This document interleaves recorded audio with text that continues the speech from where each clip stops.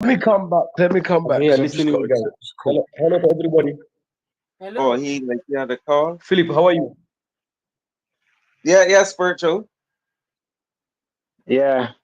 Um, I don't know. The people like to quarrel about things that they can't prove. Like the when I used Yeah. to, cause I went to church as well. But when I first heard the story about Jonah and the whale, and then I study it, oh my God, how can a man survive in a whale for 3 days? That's like me swallowing an ant, and I expect the ants to survive inside of me because the Correct. the juices and the acids in my stomach will Mm-hmm. digest the ants. So I Right. figured if a man gets swallowed by a whale, I think he would come out as feces. So I Yeah. know that there was a lot there wrong about the Bible, man. Um. And so I'm not a Christian. I'm not a Muslim. And even the Muslims seem not to know that they're actually worshiping a female deity from Egypt named Allot, Allot. And it Okay. I was wish. just, they Hold dropped two, on. two Hold on. letters and add Hold on. Allah. Hold on, guys. I wish you could join. You in chat. I honestly, Chids MZZ. I wish you could join. Honestly, because some of your talking points. You said so. First one, you're saying. Okay, let me take my time. First of all, you say pastors are a scam. How are scamful pastors disprove the existence of God? No. The pastors have not proven the God they claim to speak on behalf of, right? Hmm. They claim Yeah. that they are speaking on behalf of a God Oh God. they've never seen, they've never touched, they've never felt, they've never um, interacted with. All those things that they're claiming, most of them will say, "I saw God, I went to heaven." Listen, Yeah. those are just well, Yeah. I need to be very careful because I hate to just easily, term things as mental health issues. Got to be really careful with that. But how do you know that it's not a deep psychosis, right? Yeah. How do you know? What test did you do? Someone says, "I heard from God." How do we know whether it's true or not, True right? enough. There's no Eh, way to know. to, There's no way to know. to me, it's a hallucinations because if you grow up in India, then you worship someone else. If you grow up in the West, you worship Christianity. If Mhm. you grow up in Middle East, you Yeah. worship Allah. And if you go to China or Asia, you worship Buddha. So there's a lot of religious thing to control people. There is no truth to it. There's no truth to it. So, guys, Uh, debate topics. All pastors are scammers. Jesus doesn't Yeah. belong in Africa. Jesus never existed. God is a scam. LGBT uh, is African culture. mhm. Homosexuality is not immoral. The Bible condones slavery. There was no virgin birth, and tithing is a scam. Yeah. Auntie Empress, what's up? Yeah. What's up, Auntie Empress? Man, Auntie Empress, what you did Hello. tonight, what you did The tonight, I was here, I was tears flowing down. I laughed my head off. Oh my goodness. Those I, I, pictures. I, I couldn't stay serious when I heard the story. I was like, who comes up Oh with yeah. stories like this? And they were, and the funny thing is, they are so convinced when they Yeah. tell those stories. Mm-hmm, mm-hmm. Yeah. yeah. It was, I yeah, wonder I who don't know. who convinced them. Okay. Mm. Musa, you're up here. What's up? What can we do for you? Yeah, no, I just wanted to ask you guys about the homosexuality in Africa. Oh, Go on. go ahead. Which culture in Africa you see homosexuality in Africa, since you know yourself in Africa? Oh, Uganda, Uganda, Ghana, Uganda Uganda? had it. Really? Even Uganda, even no, even even in Nigeria. yeah, The, and Ghana. the Hmm. all of the African countries are Oh, who decide about the laws? But the Africans are rejecting it. So if the Africans say no to it, who can no, no, decide no, no, no. about Well, the is it the African countries saying no, or the African majority is trying to suppress people for who they who they love? regardless of Yeah. sex. So Let me tell you something. Is it that one? Is that or not? It's a global thing. Like that's a human race thing. And Yes, also, human right. also, guys, as much as possible, Alright. let's try Okay, as much okay. as possible. That's So what what I'm about, saying. Let's try not to talk please, over each other. let me make my as point much after you as- guys answer. As much as possible. Let's not Yeah. talk over each other. Let's have a very civil I, conversation, right? Conversation, yeah. thank you. Musa, See, I don't have problem. I'm Musa, coming. Musa, for as Yes. long as people have had sexual desires, for as long as people have been sexual beings, people have had sex in different kind of ways. There is no one way to have sex. Now, because you don't know it, doesn't mean that it doesn't happen. Musa, it is happening under your nose, inside your house, down your street, in the corridor next to you. It is happening there, right? Many politicians. Listen, it is happening everywhere, Mr. Musa. The sooner you tie your belt tight and realize this, the better for you.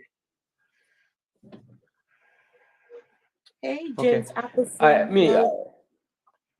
I have, first of all, let me make it clear. I have no problem with the human rights, I can say the so-called human rights you guys are trying to push. I have no problem with it. If the people, the people agree, the majority agree about anything, I have no problem with it. But the problem is to push something which, and the people don't accept it. Even in Europe, people are saying homosexuality accept, but it's not true. They force it to people, but the people don't accept it. Look, look at it in Russia. Stop a minute. Hold on. Hold on, Musa. Hold on, guys. Musa. Please, let me finish. Musa, No, hold on. You said hold on, Musa. Hold on. Let me finish. Musa. Let me finish. No, Musa. No. Okay. Musa, you said we are pushing human rights. Absolutely. Those were your words. What about the people we who are pushing human rights? Musa, wouldn't you want your rights protected? For me? Yes. What do you mean right? So you think whatever they are. You think human rights are only LGBTQ rights? Who think about human rights only LGBTQ? People's rights to freedom, people's rights to free speech, people's right to exist. I forgot all the other ones now. And freedom right, people's right to religious freedom, or non-religious freedom, or lack of it, people's right to love who they feel to love, food. So I agree, no problem. You know, let me tell you, you know, in France, for example, in France, they get laws to stop the Muslim women to wear hijab to go to work or to do certain things with the hijab. And the woman is their choice. Some women is their choice. I'm coming, please. Those women take their choice to wear hijab. Okay, they ban it. They said they ban it and they don't want it into their country, and it's not happening into their country. And the women, it's meaning they are violating someone's right, because the women want to wear the hijab. The women want to wear hijab. They ban it. What? That is not human right. Musa, yes, there are human rights, but there's also security issues. And also, and if the hijab is where that closes and closes the face, there's a security issue. It is not because they just want to get rid of the hijab. If they can wear the hijab wherever else, but at work where they are going and there's a security issue where it covers the whole face, that's a security issue, because anybody can come in there and cover their face and have nefarious dealings. Please. It does not mean that is a Muslim woman, but do you understand is the sense here of security? Yes, please. Give me 1 second. I would want myself and TM to talk about this hijab issue, because it's ladies. No, right? it's not hijab. We are going to the homosexual. It's Oh, not Oh. about. It's the homosexual in Africa. You The hijab brought is up the homosexual in you Africa. brought up the issue of hijab, Yeah. right? You brought up No, the Yeah, he was trying to no, make no, a no, no. comparison. women wear the hijab, right? So I would want for myself and Auntie Empress just to touch on the issue of hijab, right? So I'm telling you, don't believe hijab. You guys are trying to tell us religions are bad, but homosexuality, Musa, you and gotta allow people to speak too, sir. Please. You will get your turn to speak. they try to divert to our topic. Just hold on, Musa. The people who wear the hijab are told to wear it for modesty purposes, right? So that men don't look upon them and lust, and some randy men don't look upon them. Now, why would a God demand that people cover their heads, right? So that men cannot use their eyes to see. Why not create the men without eyes? And also, who are these women that want to wear hijabs? If you create the men without eyes, Who are those who want to wear hijab? Really? No, hold on, please. Let me finish. If you create the men without eyes, that way they wouldn't have to look at the women, and the women can be free to wear whatever they want, right? So I don't know why anyone would tell women to cover their heads because men should not look at them. And also, if a country says that for security purposes, right, they need to be able to see people's faces, right? Okay. This you can appreciate. You can appreciate that. Come on, it's a piece of. So you guys don't appreciate. I'm coming. So you guys don't appreciate. It's a piece of cloth. It's a piece of. Okay, cloth. I agree with you. I agree with you. Hold on, please hold on. Please hold on. Let Auntie Empress speak, please. Yes, I just wanted to correct Musa on something because he said it is banned in France. Now, that would be not true because when it comes to France, you are allowed to wear your hijab in public places. The only places where you could say it's banned, but that would also apply to any overt symbols of religion, right? Whether it is a cross, whatever type of religion, right? It is forbidden to wear overt symbols of religion in government buildings if you work there, including schools and university. And that is simply because of the separation of state and church, state and religion. It is separate. And that is why it's forbidden there. But you are still free in public spaces to wear your hijab if you want to. So what you stated earlier is actually false, Musa. Can I just say, I don't think that the hijab. Hold on, please. Let me address Jayba in the chat. Host, you just wasted time in my life. I'll never get back. Jayba, please. Did I force you to be here to listen? Is there anyone right now shoving anything on a big long stick or big long thing down your throat? Forcing you to be here? It's no really. I want the blood clot this. Auntie Empress, can you bring the bucket, please? The moderators, please. They can help to explain. But I think you know what? I don't think it's actually the hijab that is banned in places. I think it's more the burqa. Do you know what I mean? The burqa, where no. It's Gary. I just looked it up. It is the hijab that's banned and forbidden to wear if you work as a government officer. Oh right, yeah. In a government building, you're not supposed to wear it. In but certain institutions, but I mean publicly. No, publicly it's not forbidden at all. No, It's just when you work for a government office or when you work at a school or university, but you also cannot wear a cross, for example, because of the separation of church and state. You know, because of that principle, basically. Yeah. Okay, guys. Musa, what next did you have to talk about? Because I would want the next person to come up, right? Yes. My sister, please. I have some emergency. I will come back, please. Okay, that's fine. Yeah. Kulu, Kulu, I saw you saying that you agree with Kulu, you're my friend, but you said you agree with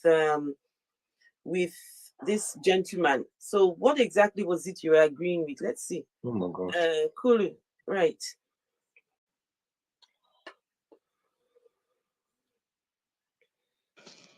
Hello. Hey Kulu, how are you? How are you? How are you? How are you, beautiful host? Well, what you say next will determine how I am. You always look beautiful. What's happening with you? I'm good, thank you. Nothing's wrong. What do you eat? I would love to eat what you're eating. What do you eat? Junk food. You know what? You know, I always agree with you. The only problem I have with LGBTQ is just that they force it on us, even at school. I don't have a problem with someone who's gay. I don't have a problem with someone who's lesbian. I'm here in South Africa. You know, here in my country, I'm gonna talk about my country. It's being forced on us. They've got more rights more than us. Can I just finish talking, my brother, so you can come in? Can I just finish talking and then you can come in? Before you continue, guys, please make sure to like the live and also share so that more people can join. Come on, guys. You guys, there's that share button right there. Nobody has even shared the live at all. And this is hot topic. Some very hot topics here. Right? Let your friends come and join in this conversation. For once, Kulu and myself, we always agree. But for this particular one, we are about to disagree. All right, Kulu, take it away. Yeah, so what I'm saying is that even if when they have these protests, their protests are taken seriously. As men, you know, as men, we're not recognized in South Africa. It's like we don't exist. They've got this program, Take a Girl Child to Work. That's where they teach kids, those girls about workplaces, about corporates, corporate governance, all that stuff. But the boys are never invited to such. That's why you find a lot of crime. If you can see how many boys are incarcerated, it's men mostly. And now this LGBTQ is a problem. How? Let me be honest with you. How is it a problem, please? What's the problem?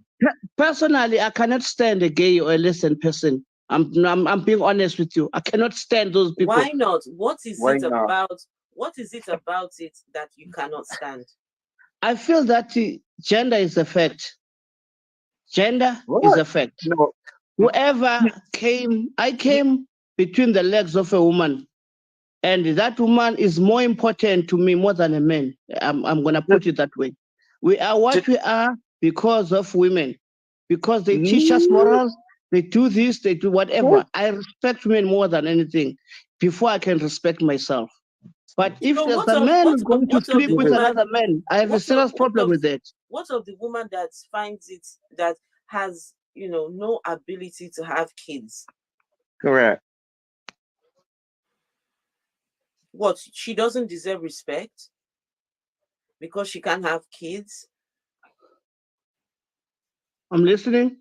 No, you're making us understand that because you came through a woman, right? Not every woman will bear children. Okay.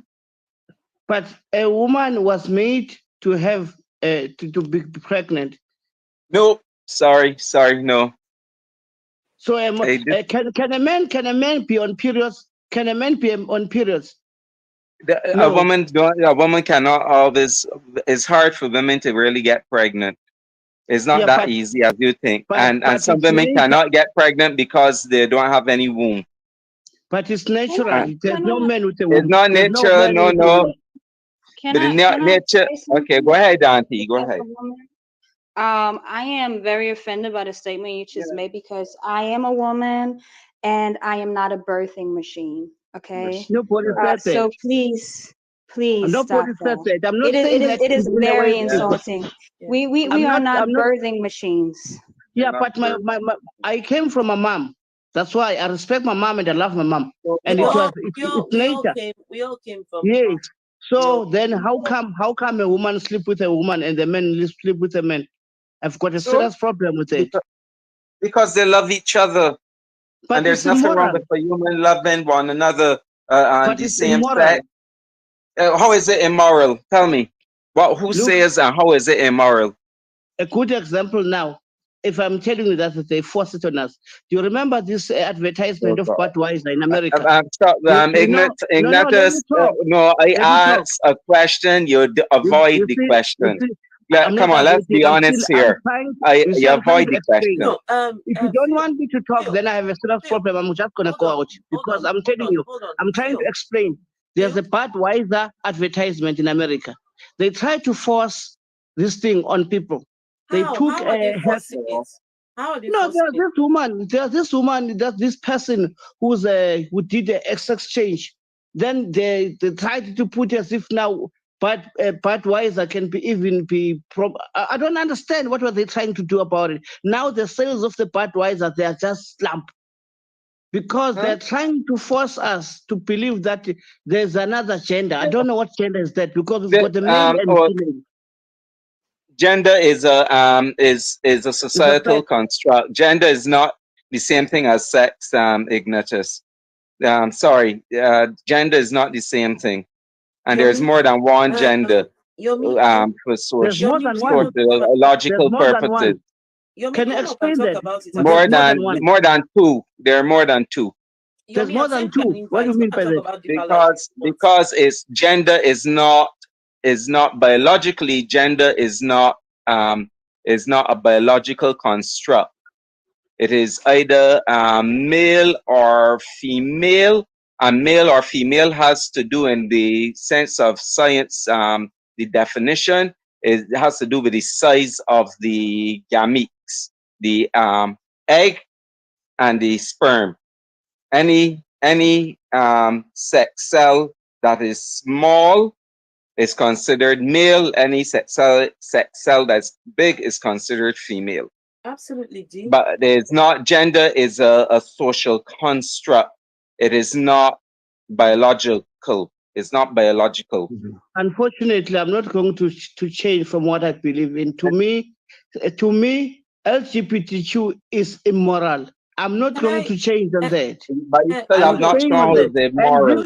And this theory that I say women are machines, I don't mean that. I don't want that. And I respect women, but I'm telling the fact that I came from a woman.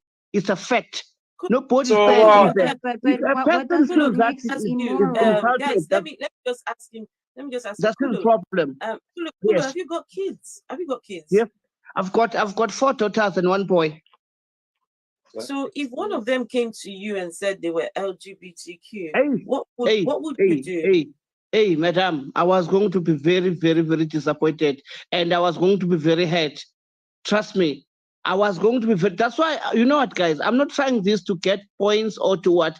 I'm talking from what I believe and what I think it's right for me. As much as there's a Christian and the Muslim who believe that it's right with religion. Kulu. Yes. So by saying that, do you know what you have done? Yes. You have reduced your children to what they do with their private parts. Yeah. No. I don't talk to them about it. But I just see what is happening. Yeah. Hold on. Yeah. So I've got children, right? I've got 2. And the love I have for my kids, it's unconditional. Yes, ma'am. It's unconditional, irrespective of who they choose to love, who they are attracted to. That should not be that should not take away from whatever these are my kids, for goodness sake. Yes. How on earth do I then reduce them to their private parts?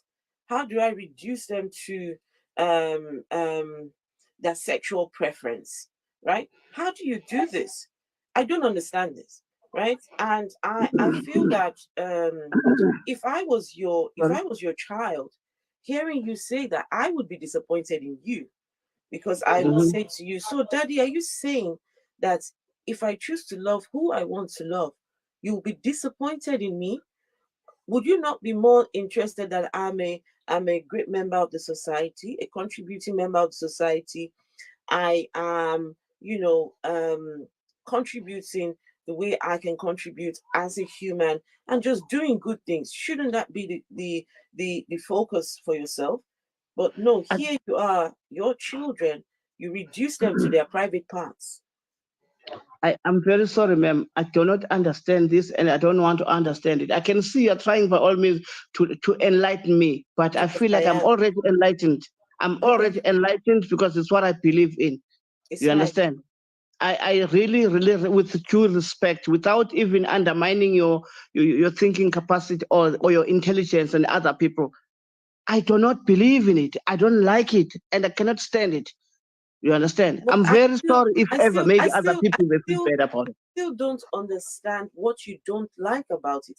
I'm really trying to figure it out. What exactly about it don't you like? I can't stand it. If a man is going to say he loves me, how do I love another man? Not you. Man don't have to come and tell you they love you. I'm just saying. Listen, trust me. Someone puts in the chat. Now they themselves, they don't love you too. Right? They themselves, they want nothing to do with you. They will not touch you with the longest pole that there is. Yeah? So why should you bother yourself about them? Because they want us to see that this is how I am. Look at me. They try. They've got these fun actions which I don't understand. They do these fun things. There's a lot of things that is happening, man. What fun things do they do? So I can go and check it out myself. I like fun things. No, if you look at the way, you know what? I mean, even their movement. You know, a woman is a woman. You can see this is a woman. If a man acts like a woman, but you can see this is not a man. I mean, this is not a woman, this is a man. A man was created to be a man. A woman was, when you look at a woman, it's a beautiful thing. You look at yourself. Look at that who's anti-empress. Even if I'm looking, I can say beautiful woman. Then if she changes, becomes a man, then what? It's a problem. Is she beautiful for you? Is it for you? A woman is beautiful, no matter woman is made to be beautiful. But if a man is going to change and act to be... Kulu, do you have a wife? She's right here sleeping next to me. She's sleeping. Then mind your own business. Mind your own wife right next to you. But and don't try. Empress alone. But they mustn't impose on us. How are they imposing? Because look at you. Okay, no, please tell me. Kulu, please tell me, how are they imposing on you? Please tell me. I want to understand how.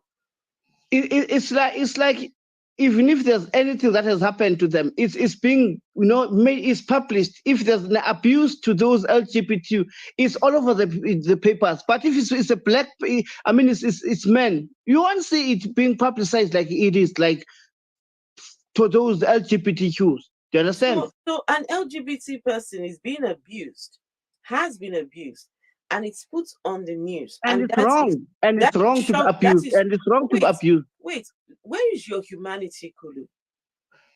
A member of your community has been hurt. I am sure maybe they put it out there to try and find the perpetrators of that crime. A crime has been committed, right? A crime has been committed, right? Yes. And they put it out there in the public. And you're saying no, they should keep it hidden. No, I'm saying to you, theirs it's publicized more than us. It's like they're special. They're special people. They're better than us. How are they special? I disagree with you.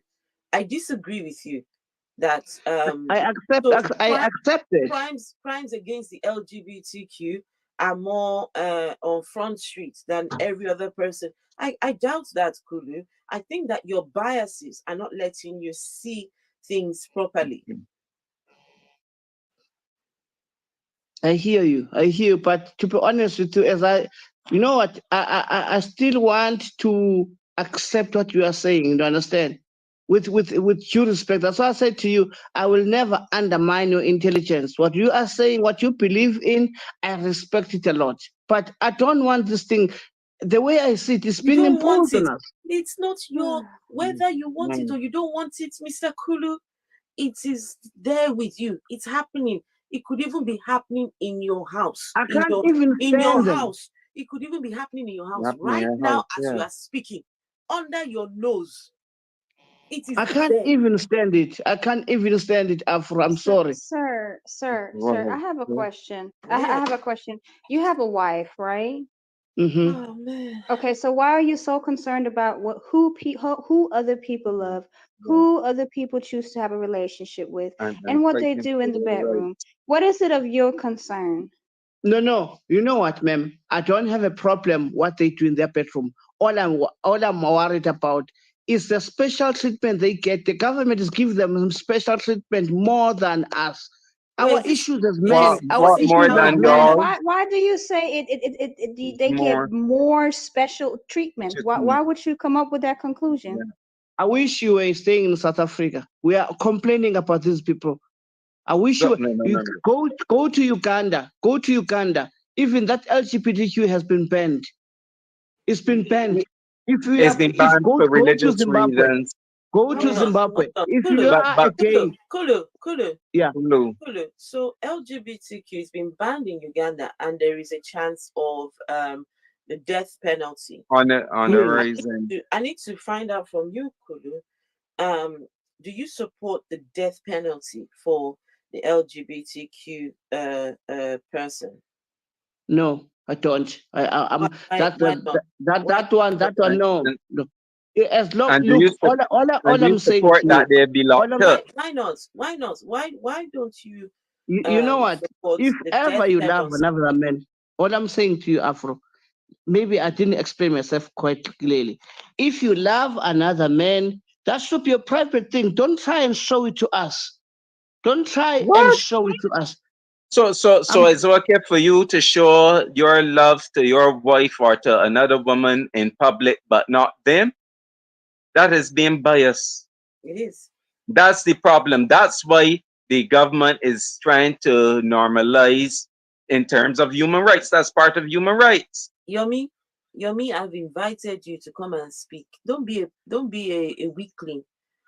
Don't be a weakling. Come up and talk about your grievances. You really are trying. I can see you.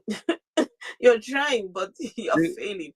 Host, anchoring your imagination. Ignatius, you understand that people can have love for another person, even if it's of the same sex? Yomi, nobody is tying you to listen. Yomi, the fact that you're here, listening to me, thank you very much. I appreciate the engagement, right? Thank you so much. In fact, what you can do for me, share, okay? Share so more of your friends can watch, right? And to see you expressing your nonsense in the chat.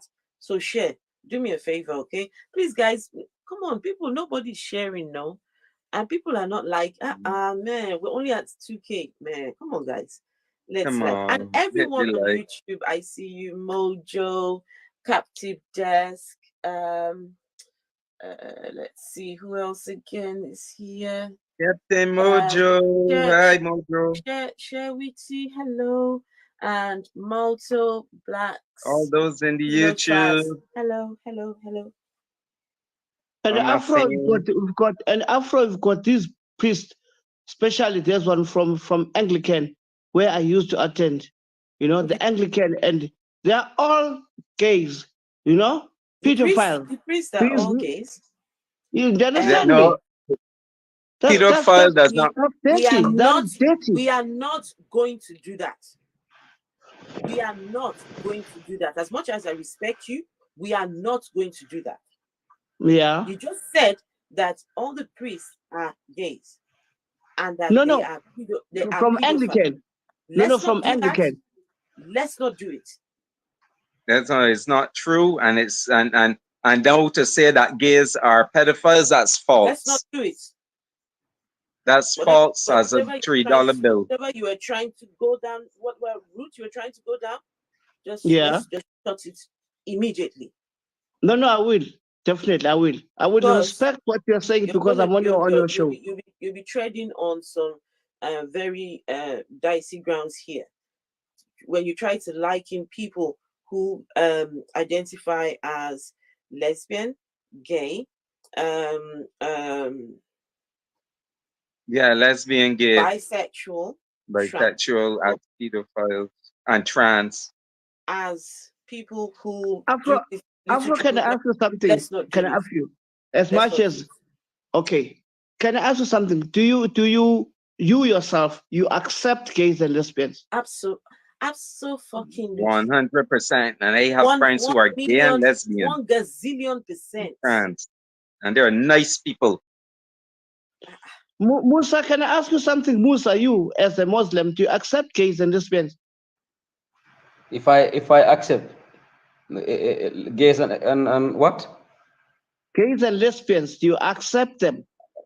It's not accept. I don't know what. Talk about religion. Don't put religion because you know exactly how I stand with religion. I'm asking you, do you accept gays and lesbians? I am a Muslim. I don't agree with them. No. Accept. Don't put religion. I'm asking you, do you accept gays and lesbians? You know exactly where I stand with religion. I'm asking you, do you accept gays and lesbians? No, to be honest. And both Thank of you you, so much. both of you, gays and lesbians, do not accept both of you too. No problem. It works both ways. No, I have no problem with them. Tobiril, listen to me. I have no problem with them. As far as they don't listen. The problem is, I how to call. If any country said no, like Uganda said, nobody to force them. Like the America is try to force them and to try to sanction them. Try to where's the right of the Uganda? Force law. Empress, if you need to speak, please do speak. Please. Yeah. No, I do wanted to answer his question. Can you ask me the question, sir? I cannot ask you as a lady because I don't know where you stand. Now I wanted to ask this guy as a man. The question you asked That's why you can just ask me the same question that you asked after Atheist and Phil. Ask me the question. You can give me an answer, ma'am. Just ask me. Ask the question. Answer the question. She wants to know exactly what I said.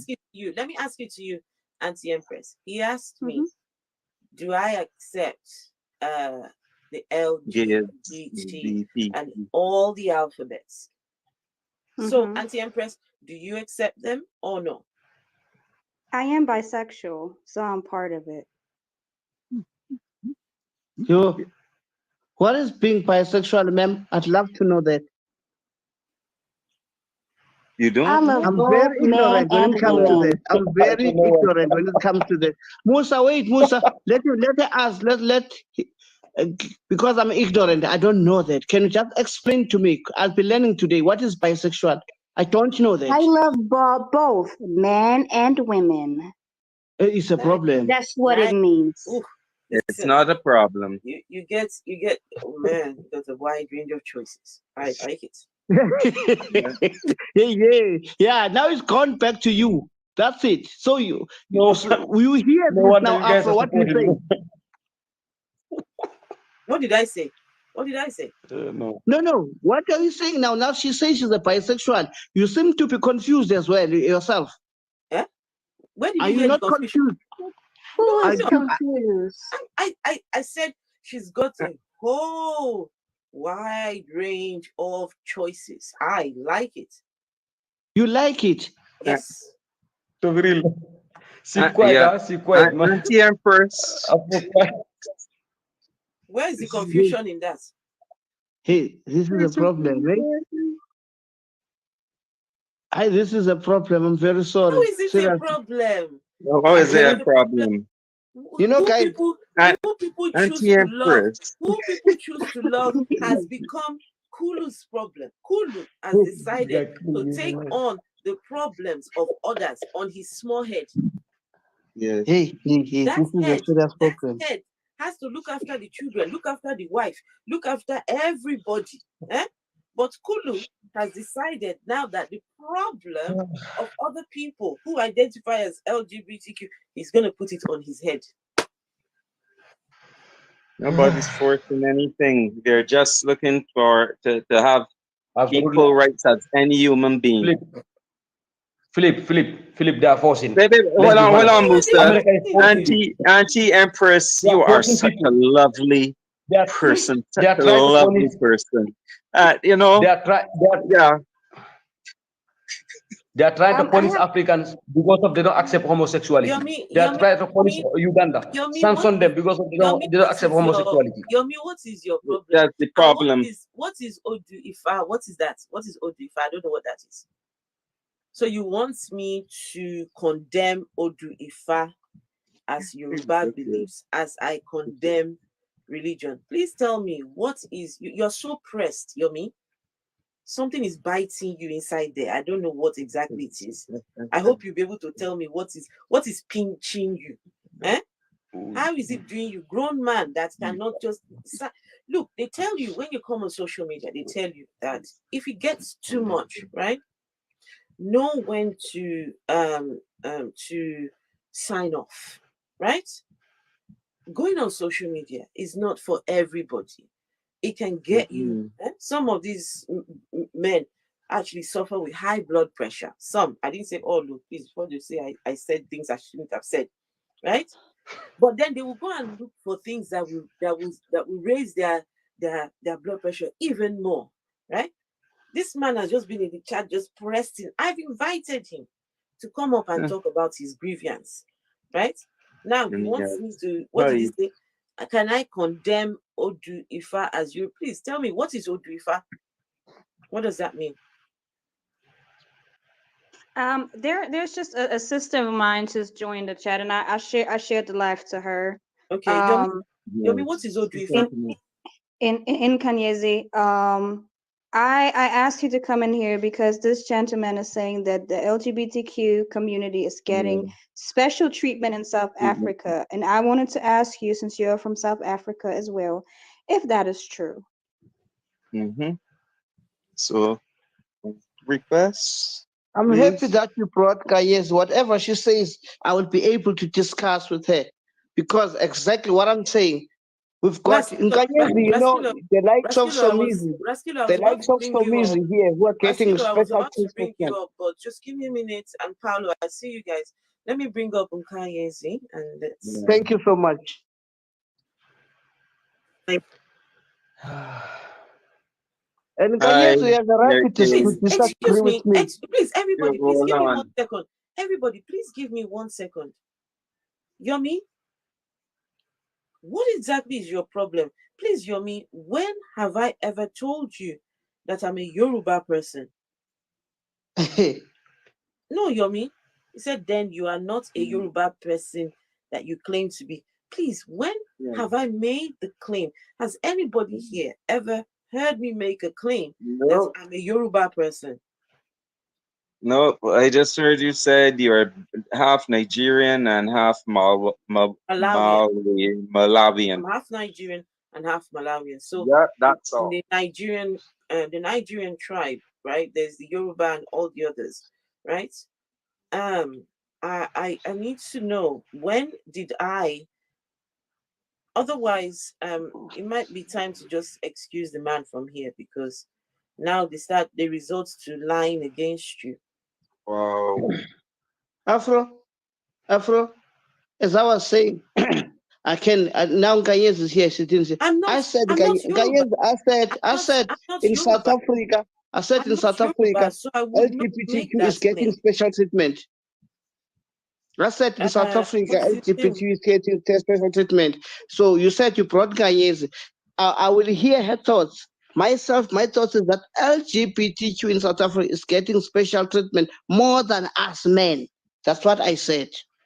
More than us men? Yes, in South Africa. Yeah, I hate to say, but like I agree.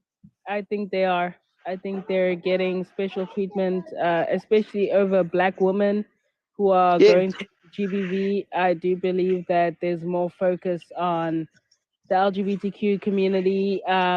Not that it's a bad thing, but it does look like it's taking away from a lot of things that are happening in South Africa. It's like there's a spotlight on them more than there is on the destruction and the ill treatment of pregnant women. I'm gonna say pregnant also, because a lot of pregnant women are also being put on the curb.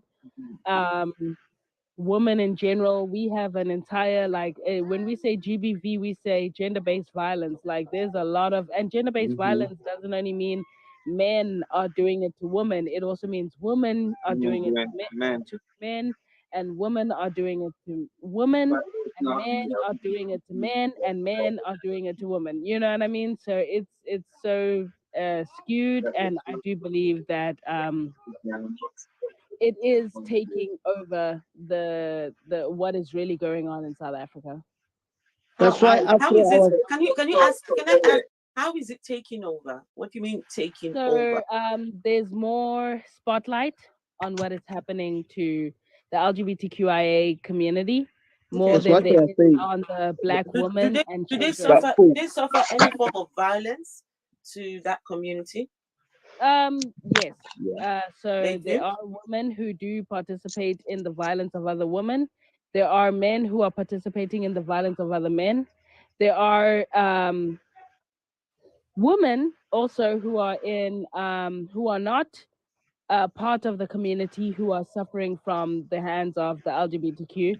It's not a lie. It's actually a real thing that's going on. I don't really have these conversations just because I know that people are very like, the minute you talk about the LGBTQIA community, oh no, you can't talk about it. You know, I support the community, but on top of that is that I can tell that the GBV, which is a lot of women and children, are being unalived, and I mean burnt to ashes beyond recognition. It's a sad case scenario because before anything has to do with them, we're going to prioritize the fact that someone wants a specific pronoun. We're going to prioritize the fact that someone wants a womb. We're going to prioritize this and that. We're going to a lot of the time, I also look at men who decide to be women giving off very much misogynistic ways of life towards other women. And this is why we have situations, I don't know if you guys know, but in South Africa, in one of the jails, a transgender woman actually crushed the skull of a Black woman. And it was just like, oh no, it was, you know, we need to just understand she's still a woman. And I get it. But then when we speak about women and men fighting, you'll hear women say, oh, a man and a woman fighting is never going to equal because a man is always stronger than a woman. But then the minute a person who decides to be a woman and has switched their pronouns, all of a sudden now they crush the skull of a woman. No one cares. Can I just say something that I've just been looking at, just some of the information about the crimes against the LGBT community in South Africa, and it looks like whatever attention you all think that they're getting, it's in response to the number of crimes against the community. There have been. Can I come in? There have been. Hold on. Of course. You will never don't search it in Google. You will never get this Google. You will never get truth in Google. Hold on. They will never tell you truth in this in Google. They've been murdered, right? They've been assaulted. And let me read just a couple of things. Just so you guys can see, you know. Where are you reading this? Before you from the media, that is biased. This is from the human rights. From the biased media. This is from the human rights. Human rights. Which human right? Human rights. Which human right? Human rights is biased. Where those human rights? Come on, please stop that conspiracy thing, please. South African human rights field. I'm staying in South Africa. You don't stay in South Africa. I know what I'm talking about. Let me read this. Hey, Simon. Okay. So we are writing. So this is writing to the Deputy Minister. We are writing to express our concerns about the number of lesbian, gay, bisexual, transgender, and intersex individuals killed and violently assaulted over the past year in circumstances that suggested their sexual orientation or identity was the reason that they were targeted, and to request information about steps that you and other members of the National Task Team on Gender and Sexual Orientation-Based Violence perpetrated against the LGBTI persons have taken or are planning to take or to address this scourge. So it says here that as documented, at least as documented by journalists on Mamba Online, at least 20 LGBTI individuals were killed across South Africa between February and October 2021. Imagine. Do you know every 3 hours a black woman is killed in South Africa? Thank you. South Africa. A black child and a black woman, and then you see what I mean? So is this a case of no, what about there's a name for this now when because women are being attacked, so now the other people now we shouldn't bother with them. Yeah, that's what I was just about to say. That because the LGBTQ hold on, because they are given. You guys are talking about human rights. If you are talking about human rights, I started to speak first. Everybody? Shouldn't human Hold on, rights include everyone? I didn't hear what the host was saying. Can she say it and then finish? Because I didn't hear. Please, guys, please, moderators in the chat, please. Anyone that is busy spewing any form of bigotry in the chat, please just remove the comment. Yeah, we will not tolerate that. If you cannot just listen, you might disagree, but you don't have to be a bigot. You don't have to express your bigoted views in there. Please be respectful. You might not agree, but at least you can listen and tap on your screens as well. How about that? Sister Afro, let me ask you. Please, I want to say something. Like just recently in UK, there's a man who raped 2 women. I don't know. And they catch him. They try to jail him. And before the judge, he said he's a woman. After the judge, they put him into the women's. A man who raped a woman. After that, he claimed to be a woman, and they go lock him into the women's jail. Think about these kind of things. Okay. This happened in UK. Yeah, but he just claimed to be a woman, but he was trying to get off and smart bit. At least that's someone that's saying, but all does not do that. And as I said, we identify women. We identify women. We know the women. We know the men. A man cannot claim to be a woman. It is impossible. It's not that way. It doesn't work that way, Musa or Ignatius. It does not work that way. It has to do with biological, neurological. It has to do with neurology. No, but I'm not saying that all men who claim to be a woman is a woman, but there's some. But I can see in that case. Let's not talk over each other and feel. Remember, your mic is quite loud. Oh yeah, sorry. People have said that your mic.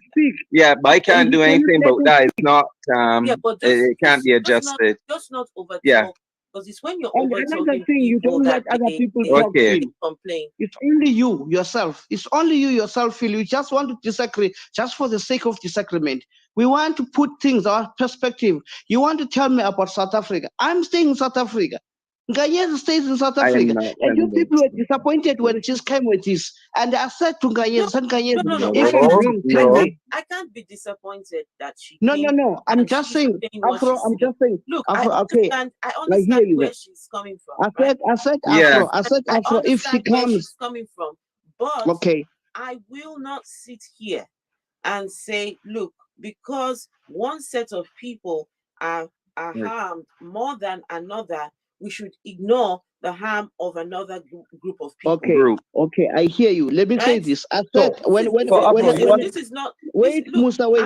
I am. It's not the LGBTQ platform. I am a humanist, right? Yes. As part of being a humanist, I will not say because the LGBTQ are demanding, they want to be seen. They want to be heard. They're being killed, right? And so therefore, so are the women. So are the black Human women. rights. But that's the policy. Okay, sorry. Sorry, I guys. personally Guys, get what please. the host is saying. Like, at the end of the day, it's not the LGBTQIA fault. Yes, it's not. Yeah. No one is blaming them. Government. But the media does a very good job to act as They if blame the the media. black woman and the black children don't matter. That's what happens. Wow. So what does it look like? It Absolutely. looks like the LGBTQIA Absolutely. are more put on a pedestal compared to the said black the woman and same black thing. children. So That's me the- specifically, I Wait, feel what like the heck? as Yes, a I black said once- woman from once South here. Africa, knowing very well that in South Africa as a black woman, I am more likely to die or Yes. be raped by anyone. It's not only black men. It's not, no, that's not true too. It's white men, it's Arab men, it's Asian men, it's Indian men. It's They a problem. all are involved. It's a problem. Everyone. And something And needs to be sometimes done. sometimes it's also women. Women also These play are a the role. push. Those are the Africans. The first essay sexual assault I experienced was from a woman, me, Wow. as a black woman. So in general, but do I say that that's LGBTQ? No. That was just a silly woman. It was a silly woman who needed help herself. Basically, what you're saying is anyone can be attacked. Anyone. Yes. Even yeah, I believe that. I think anyone can be attacked. I think anyone can, and I don't think anyone's story needs to be up, because I just heard you read the article, and I'm kind of I think I'm offended by the article that it was even written in the first place. Yes. To say about 20 LGBTQIA members were killed between February and October, right? Because I was listening to between February and October. Every 4 hours, a black woman or a black child in South Africa is killed. So we should ignore. So we should be offended. We should be offended. Now we should be offended for this 20 people. No. I'm saying that. Hold on. This is what I'm saying. I'm saying that the fact that you brought that as even a source to just bring it and say, wait, guys, let me tell you what's going on with LGBTQ. I can tell you what's going on as a black woman in South Africa, or as a black child, what I feared growing up as a black child and what my kids would fear in South Africa, right? It's a South Africa. This is a South Africa problem. Hold on. This is a South Africa problem that needs to be dealt with. It's not. What are your what I'm trying to say is that politicians it should not even what are be the politicians article. doing? Hold What on. are What the I'm trying politicians to say doing? is it shouldn't What are the even people be. of Hold South on. Africa doing? Why are the What I'm voices, trying to why say are people is not not- screaming we on are- What their I'm trying to say, voices so and no, doing people something? are screaming. People are screaming. Don't. Oh, no. Maybe you I have not said seen it the media earlier. in South Africa. If it comes to LGBTQIA, South Africa is very loud. Very loud. Let's So why also is not it- forget that South Africa. Nkenyazi, Let's also not forget that South Nkenyazi, Africa is one of Nkenyazi, the. Nkenyazi, Hold can I ask? on. Can I ask you? So why is it still occurring then? Why is there still a problem? I'm trying to understand you. I'm not against you. I'm not against you. Please, sister. Sister, I am not. Hold on, sister, please. I am not against you. I'm not South African. I don't know what goes on in South Africa. I'm trying to understand if the voices of the women, the voices of the people are so loud, why is the problem still occurring? I just want to know. Because there Because are the media choose the certain things to show What I'm you. trying to say, This is hold the problem. on, Musa, hold on. Why I want Musa, to can you mention this wait, is because please? number one, so let's talk about the Rainbow Nation in general, not the Rainbow Nation of South Africa, because we know the Rainbow Nation of South Africa, they mean different races. They don't necessarily mean LGBTQIA, right? But South Africa is one out of four countries that became same-sex marriage, LGBTQIA friendly, and understood that this is actually a way of life of the Africans, right? Thank you. I appreciate that. On top of that, they have always been taken seriously. So whatever happens to someone who is a lesbian, a gay, or a intersex, or what is it, a queer, it doesn't matter what it is, they will always be respected because we are one of the first countries in the entire, we were even before America. We were even before the United States of America, we were the first. Yes, that source, But to use this a do not source like ignore. that, to try to say, oh, you know what, why is it still happening? Why are Black women still being killed? Why are Black children still being killed and burnt? I'm talking about in South Africa, we get killed, burnt, and beyond recognition. I'm talking about you don't even know if it's the person or not. Can I ask what is the majority of, so okay, you're talking about women being attacked, right? Are you mainly talking about Black women? Black women, we've got GBV violence. There's an entire so can I ask, who are the main perpetrators of men? When you say men, Black men, white men? Black men or white men or both? Oh.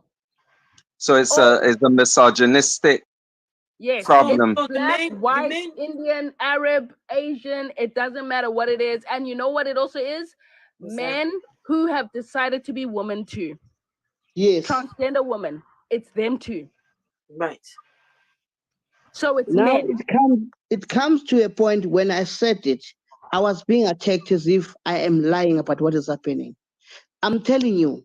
That is why I can't. It's clear that you put it, Ignatius. No, sir. Please do not twist. Please do not twist. Why you had about anything here? Who said? I said Afro. In South Africa, we have a problem, and you guys were like, even Empress, she called Nkanyezi, thinking that Nkanyezi is going to disagree. And I said, Nkanyezi, if I'm wrong, no, sir. Here's the thing, sir. Ignatius, hold on. Invalidate what you said. Please, how did any of us invalidate what you said about South Africa? Because when I said we have a problem, South Africa has a problem of LGBTQ because it's being promoted, it's being highlighted. You guys did not understand when I said it. And I'm you said there's a problem about LGBTQ. That's the problem. Yes, Auntie. Go ahead, Auntie. Sir, my problem with you is that you are too concerned about what other people do in their life. Yes. You have a general problem with the LGBTQ community. Yes. That is my problem with you. I called my sister Nkanyezi because I am not from South Africa. I know she is, and I know that she will tell me the truth, what's really going on there. That is why I called Nkanyezi, because I will trust her with the information given to me. I do not know you, sir. You could tell me any and everything. The only reason I called her is to make sure that what I'm hearing is correct. It's accepted. I accept you. Thank you. I'm sorry if ever you felt bad. Also, you were saying that someone has put in the chat that you were saying that it's being forced on the South African people. The LGBTQ is being forced. Media is forcing it on us. Media. Nkanyezi has told us that, look, South Africa is one of the first few countries that is accepting. Right? That is they true. Have made laws, right? True. They have at least accepted. And this is something that people are still fighting for in other parts. And I commend the South African government for doing that. It is fantastic, right? It's a step in the right direction.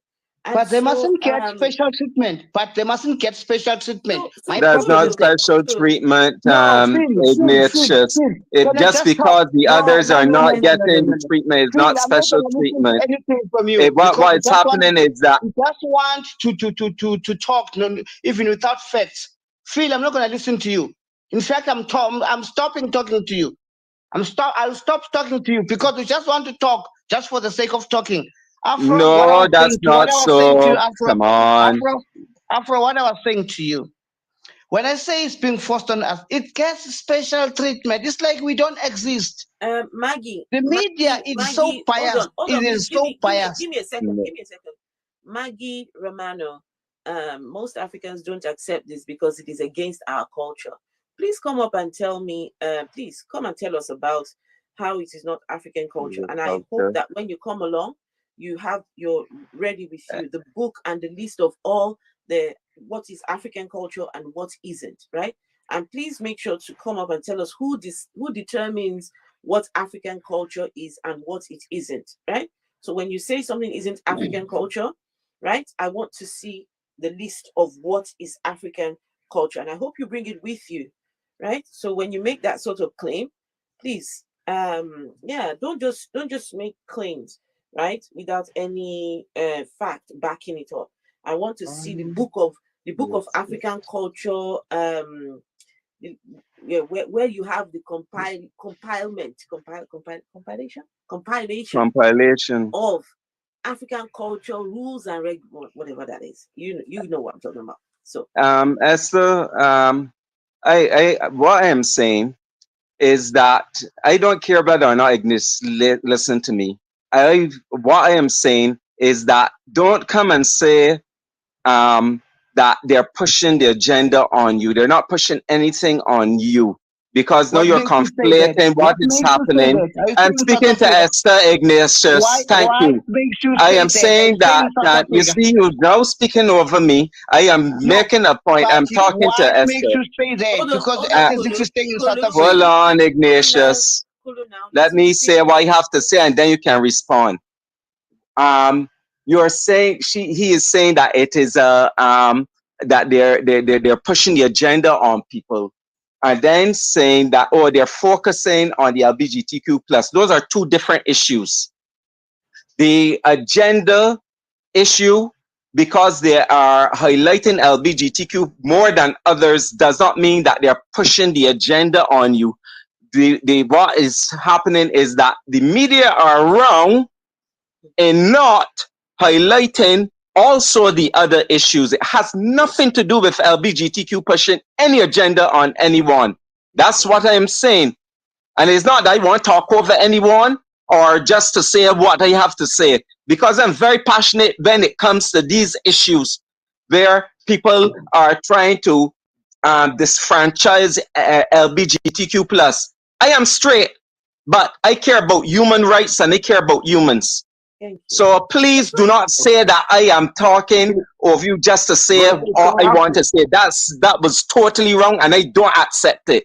Let's also understand that in South Africa, we don't. I want to ask something. Hold on. I want to quickly say that we don't have pronouns. So when someone appears to be a man, even if they're a woman, we automatically call them "Hello, Booty." If they're a woman who appears, or if they're a man who appears to be a woman, we say, "Hey, Ntombi." That's what we do. We don't go by pronouns. What do those mean? What do those mean, please? It's going to be very. What do they mean? So yes, Booty. Please.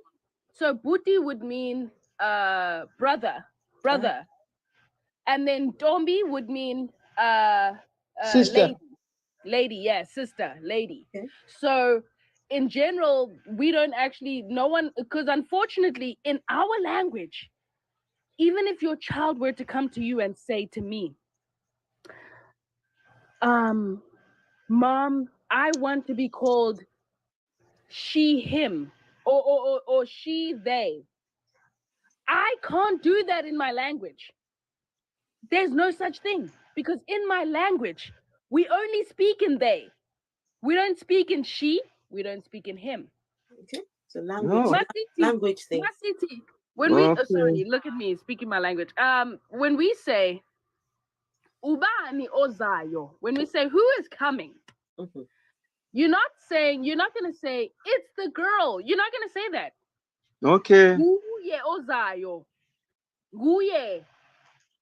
You're gonna just talk about someone. It's never going to be a specific gender. It's never going to be a gender. We in South Africa, if there's one place that is genderless, it's South Africa. In most of our languages, We have a genderless society. Ooh. We don't speak in gender, which is why a lot of people have been starting to make TikToks saying, my kids said they want to be recognized as they or as whatnot and stuff. And they're like, I don't even know how to say it in my language. They can only say it in English. Because in Xhosa, Zulu, Swati, whatnot, unless you want to make sure to put the emphasis that this is a woman, it would have to be queen-like. So you would be like, Gazi. You would put Gazi at the end of the word. In Ndlovu, Gazi. You would add Gazi at the word at the end of the word, just to say, well, this is kind of like a reference to a queen. But does it mean to a girl? No. Does it mean to a lady? No. Does it mean to a sister? Nah, it doesn't. It doesn't. It's a genderless society. So when South Africans speak about this, they're not coming from a place of being, what would you say, transphobic or homophobic. We can't, because even in our language, we don't have the language to put something like that. But that's understood. In Kanyezi, thank you for that little lecture, that little information. And these are the things that we all we should be able to appreciate, that there is, it's these conversations, it's not a one size fits all, right? It's not a one size fits all. Depending on where you go, depending on who you're talking to, right? You've got to engage with the people, engage with that person, right? You leave your biases, leave your feelings, just leave them behind and engage with the person in front of you, engage with the people in that community, find out where they're coming from. And this also applies to religion as well, right? There are parts of, I will learn, but it's gonna be difficult for me, Afro. There are parts of Africa that don't have the concept of God. They don't understand what that God concept. They don't have it. Just the same way, like Kanyezi is talking about gender. It's not a thing for them. And these missionaries, they go to these places trying to force Yahweh. I mean, I was reading an article of this missionary person. He was talking. They went to this community, and he went and preached his Jesus to them, and they laughed at him. They could not understand the concept of a God that kills his own son, right? They couldn't understand it, you know. So when he asked them why they were laughing, they said, no, fathers protect their sons, right? Not kill their own sons. You know, they couldn't understand it. And because they didn't have that concept of a God that honors lives their child, you know, they couldn't understand it. And so what they decided to do, these missionaries decided to retreat, right? They didn't leave. They decided to retreat, to learn the language. Then they integrated with the people. They provided hospitals and schools, right? And so imagine your chief is sick.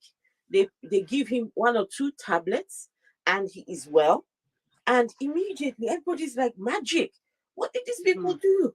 Right? And so before you know it, the missionaries slowly started to change the people's perception and change. And before you know it, right, they started recruiting people to Jesus slowly. It was a slow but sure tactic these missionaries did. And the person telling this story, right, he was talking that in hindsight, he actually regretted his actions. Right? He now regrets his actions because now he sees that they should have just left the people without the God belief. If they were going to help with schools and hospitals and all these things, they should have just helped without whatever they did. They changed people's whole perception of the whole thing they call God. And so he regrets now. But what can he do?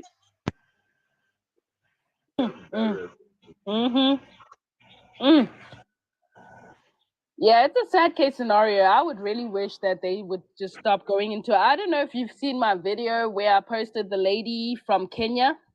She's from Kenya, so she was wearing her Kenyan attire, right? You know how Kenyan people dress up, right? When they're in their tribal gear. And this man who was a missionary came there for 5 years straight to try to convince her of this God. Unfortunately, she eventually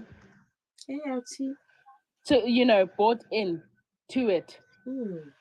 When you look at the pictures of how she looked like when she was in her Kenyan attire to when she's now wearing the cross and full clothing, you kind of your heart breaks. Your heart.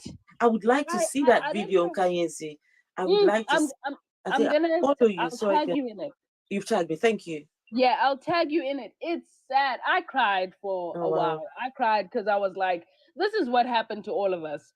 They tried and tried and tried, and it didn't take one sermon. No, it took a very long time. It took a very long. Yeah, you remember it, Nando? Yeah, it took a very long time for them to sway the people into this lifestyle. And this woman, she was beautiful in her tribal gear, embracing her Kenyan roots. And this guy came and he made so much money off of her in her Kenyan attire that she became a nobody when she started wearing Western clothing with the little cross on her neck. It was sad. It was sad. And okay, let's hear from Musa. Musa, are you there? Yeah, I'm here. Okay, please. So quiet today, Musa. You are behaving. Thank you. Kulu is the one misbehaving today. No, I just wonder the people who try to tell us religions are no good. They try to tell us that homosexuality is good. Africans supposed to adopt homosexuality, and the people the people in Uganda, the majority are telling you that you guys are telling us about human rights. The majority of people are telling you guys we don't want this. We don't want it. Musa, if you guys believe in, I'm sorry, I'm coming, please. If the people are telling you, if you guys believe in human rights, those people also have rights. If I say I don't want something, you're supposed to leave me. I don't want it. Leave me alone.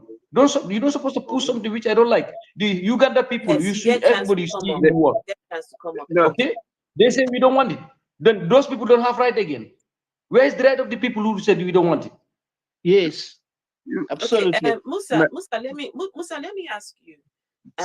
Uganda has in this law that they've since passed,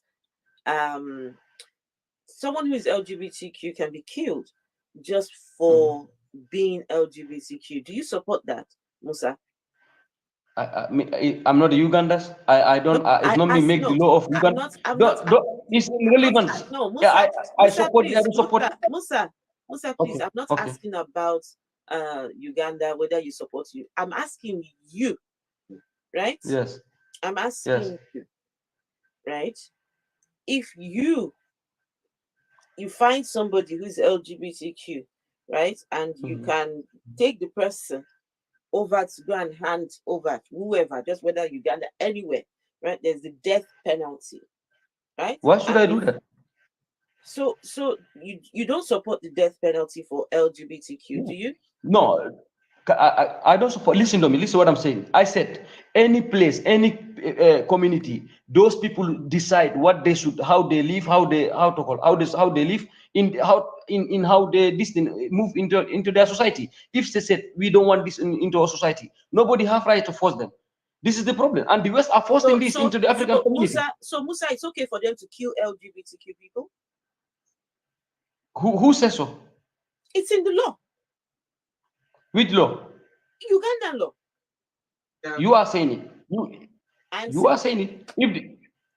It's irrelevant to me. If it's relevant to me, if they decide to do not the Ugandans, it's not me who decide there. It's the Ugandans who design it. They said we don't want it in Uganda. They have right. into their country. Yes, I support you So, there, Musa. Yes. If you believe in human rights, you're supposed to believe their right also. Let's be honest. If you are talking about human rights, we can't be told by America what we should do. Museveni is right. We can't be told by America what we should do. I'm going to need you to come up and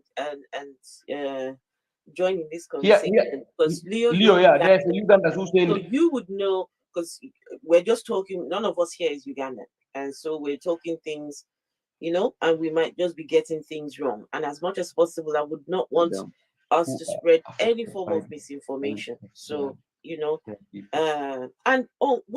listen, Auntie Empress, I really thank you for bringing Nkanyezi up, right? To bring a different perspective, right? Kulu had some good points, but Kulu was too biased to even, and I think that's why his points weren't coming across. His points were coming across as, you know, I hate those people, I don't like them, I don't care for them, whatever, you know, and so because I'm angry with what is happening. Because I'm angry with what is happening. Kulu, that right there is the problem. Your anger was coming to the forefront, right? And so we miss out altogether on what's really going on in South Africa. Because instead of hearing what's going on, we're hearing your anger. We're hearing your biases. We're hearing your hang-ups, you know? Okay. Something come to my mind. Afro, do you support abortion, women abortion? Do you support it? I support people having choices. Choices. Yes, to kill little baby who have 3 months, almost alcohol. I don't know, 6 months to how many? To 5 months. What do you mean kill babies? What do you mean by that? Abortion. What do you mean kill babies? Killing babies. Abortion don't kill baby. It's not killing babies. It is termination of a pregnancy. How do you kill babies? Wow. But that's a human. Well, how do you kill babies? It's determined. No human has the right to use the body of another human without their consent. That's the thing. It's not kill. It's termination of pregnancy. It's just that the baby is not viable to live on its own or to be it's not that stage where it can live on its own or even be incubated. So it's not fully developed. Then why you don't protect yourself then before you get pregnant to kill a life?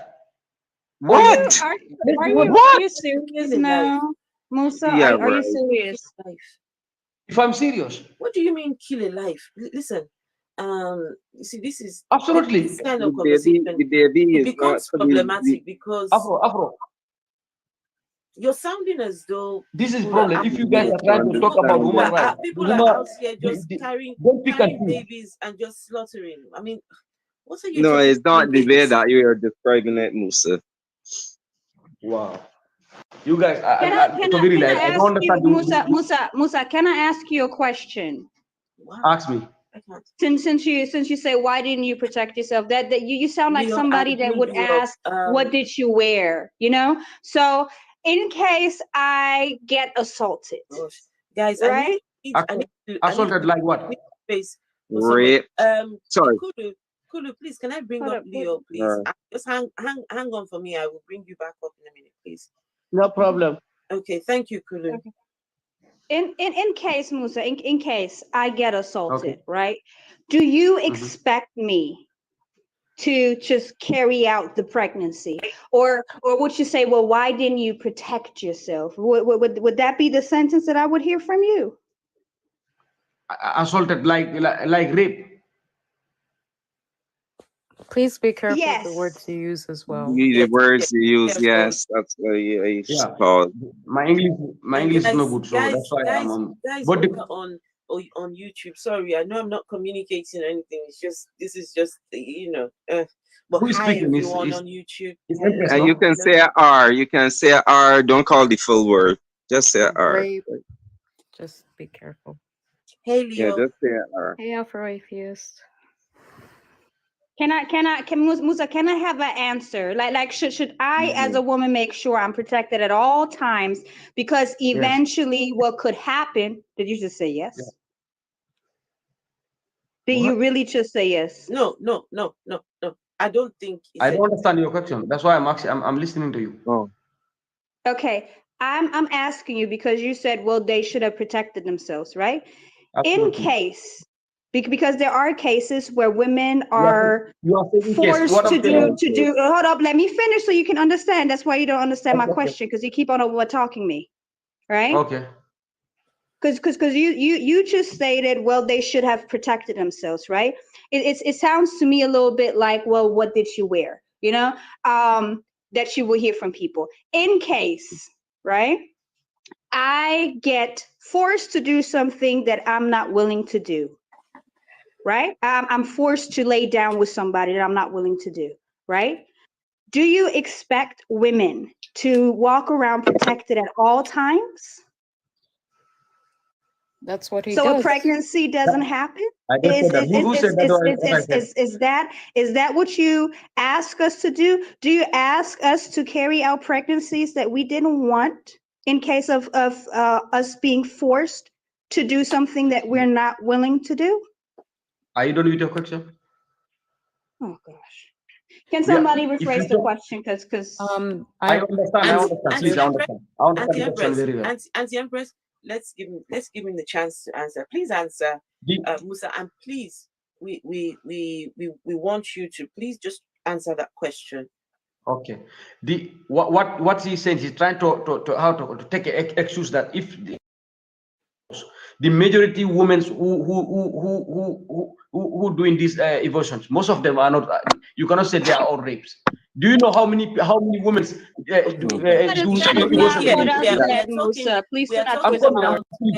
Are you telling me all of those women are being raped? Please. Musa, we're talking about hypothetical. We are talking about hypothetical scenario now. Great. Yes. Okay. Hypothetical scenario. Please answer the question.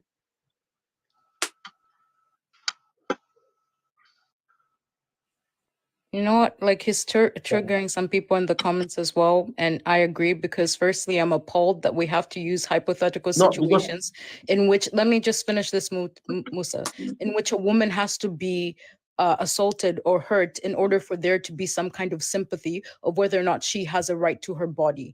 Now you're coming up here on a platform where there are about 4 women here and talking about women's bodies and about their choices, about something that apparently you're appalled about because of another human's life.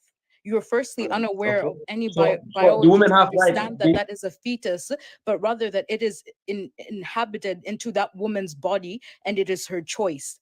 Secondly, what is disgusting that you come up here and say that not every woman can be raped, and that is your justification of why abortion should not be there so that women can go, because if abortions are not legal, what happens is that women go and get abortions in unsafe ways. They get unalived and trying to stop your inability to use protection. Because if we want to talk about contraception or stopping, the best form of contraception is if you fucking men if you get contraception. You get the stupid thing where it stops you from being able to impregnate women. Or if we want to stop this altogether, stop masturbating. Because every time you fucking masturbate, you stop a living, viable child that could have existed. But you want to come here on this platform and talk about the fact that women are getting abortions and how that is killing children. But you do that probably every single fucking day. And you have the audacity how do you, to try and compare. How do you know I'm doing it? Musa, stop. Are you talking directly Musa, to me? Stop. Let me first finish my sentence. No, you have no, the audacity to come here to compare abortions to the fact that human rights are being violated in Uganda, which you admitted that you're not Ugandan or that it does not affect you, but you come here to use other struggles of women because you do not care about women. Because the conversation that surrounds here about queer I don't care about women. It's not about I'm against all abortion. Of course, I'm against killing anyone kids. that does not If you fit kill through kids, that I binary against form, it. Of course. Musa. Okay, guys. It just shows what kind of person you are. Of course, can we ask Musa? Absolutely. Are you going to absolutely. If that doesn't make me a bad person, I'm a bad person. No. Hold on. No, I haven't said you're a bad person, right? And Leo hasn't said unless you said it and I didn't hear it.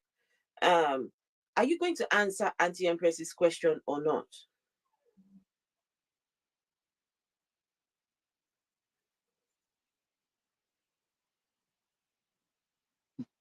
Was that me? Hello? Are you there, Musa? You're talking over me. All of a sudden, you're not Oh, he's speaking. gone. Oh. Oh, he's gone. Ooh. Can I say something to the comment? Sometimes his mic plays up. Can I say something to the comment real quick?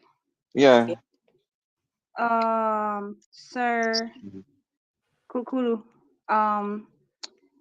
you just said I seem angry, and I'm gonna tell you this. I seem very angry. Okay, I will tell you this. I have been a victim. Anti-Empress, I'm sorry to interrupt you. Between both of you, Nkulu seemed more angry.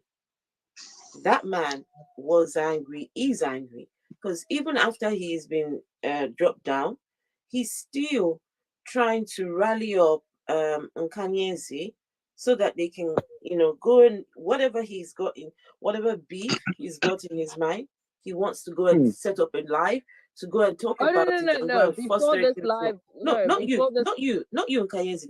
No, but I want to tell you that before this live, we were actually on my live. No. He's talking about my live. He was like, because my live got dropped. No, what I'm saying, he wants to, whatever hate, whatever thing he's got going on, he wants to now go again and go and let's go put it on your live again. Let's go and, do. So, between the two of you, Anti-Empress, he seems more angry. But it's funny how how he's projecting that onto you. He can say that I'm angry all he wants to, because when it comes to this topic, what Musa just said, the statement, I will get very angry. I have been a victim of being forced to do something that I was not willing to do, and I would be damned if I would not have taken the option of terminating that pregnancy. Because one thing I will not do is carry out a pregnancy that I didn't want in the first place. So if that makes me an angry woman, that woman I'll be. Correct. Amen. And I was going to talk about the contraceptions as well, which I've realized talking to a lot of young girls at university. We have conversations about this at something called Her Compass. We talk about safe sex and also just about their experiences so we can deconstruct some of these things. And I talked about my experience that I got a contraception just because I know that I find myself in situations like that and I freeze.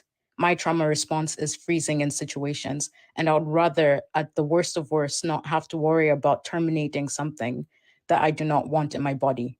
And a lot of girls said that they feel similar to that. And for someone to come up here and talk about how women are not taking care of themselves or taking proper precautions is so upsetting. Because some people are taking precautions because they're afraid, they know that they'll feel powerless in those situations. Like you're scared of your own safety. And then and it shouldn't be like that. Like I hate that the conversation is that it has to be about the worst case scenario and for also, you to. Also,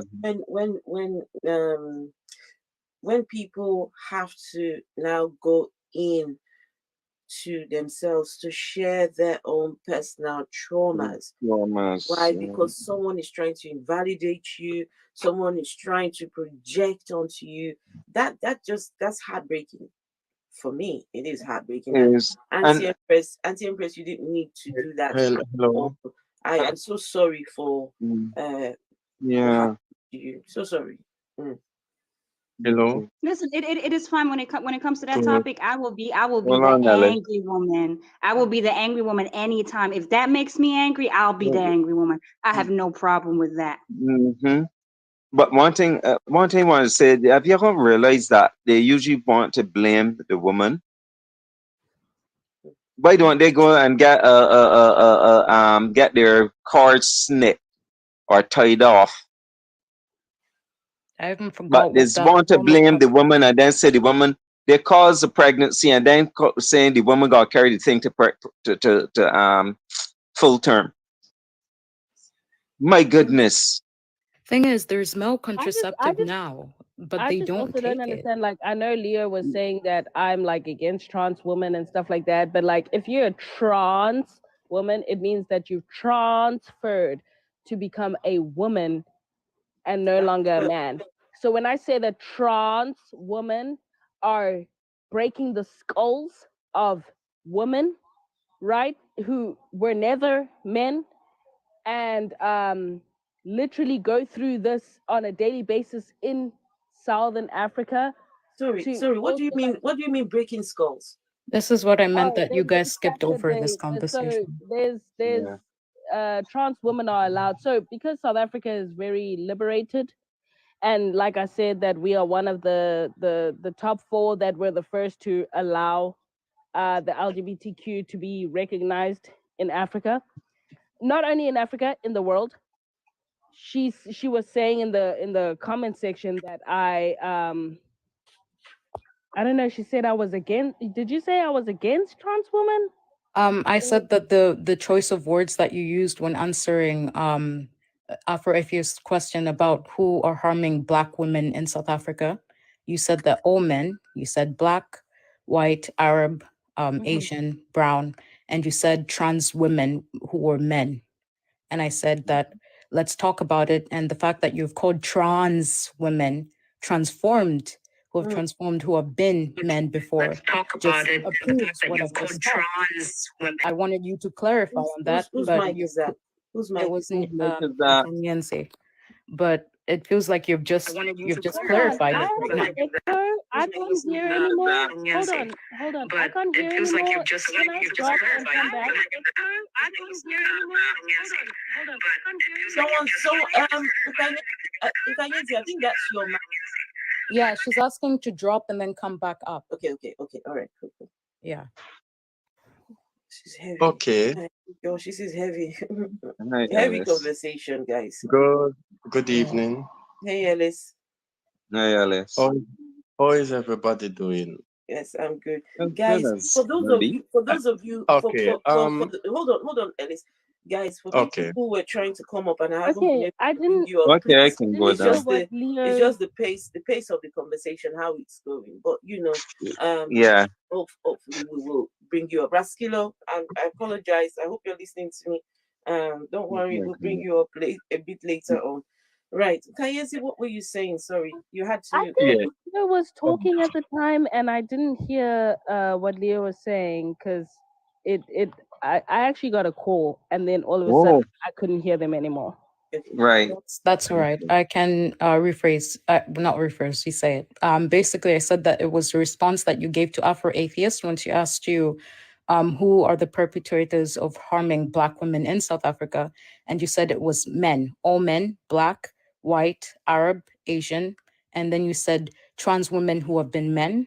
And then right now, you've just made a statement of saying that trans women are transformed from being men before, which just shows that you do not understand what being trans is. And to me, it sounds, if you want to talk about the fact that there are either some men who are trying to pretend that they are trans to harm women, I would prefer that you talk about that. Or even if you believe that there are trans women who are using, and I'm only putting this in quotations because I'd rather you be honest than invalidate what they are in order to say that they are men. Because when you put trans women into that category as men, to me, it sounds like you're not caring about the harm that happens to Black women in South Africa, because trans Black women are included within Black women, whether you agree with it or not. So it feels as if you said that they are men by putting them into that category, and I have a problem with that.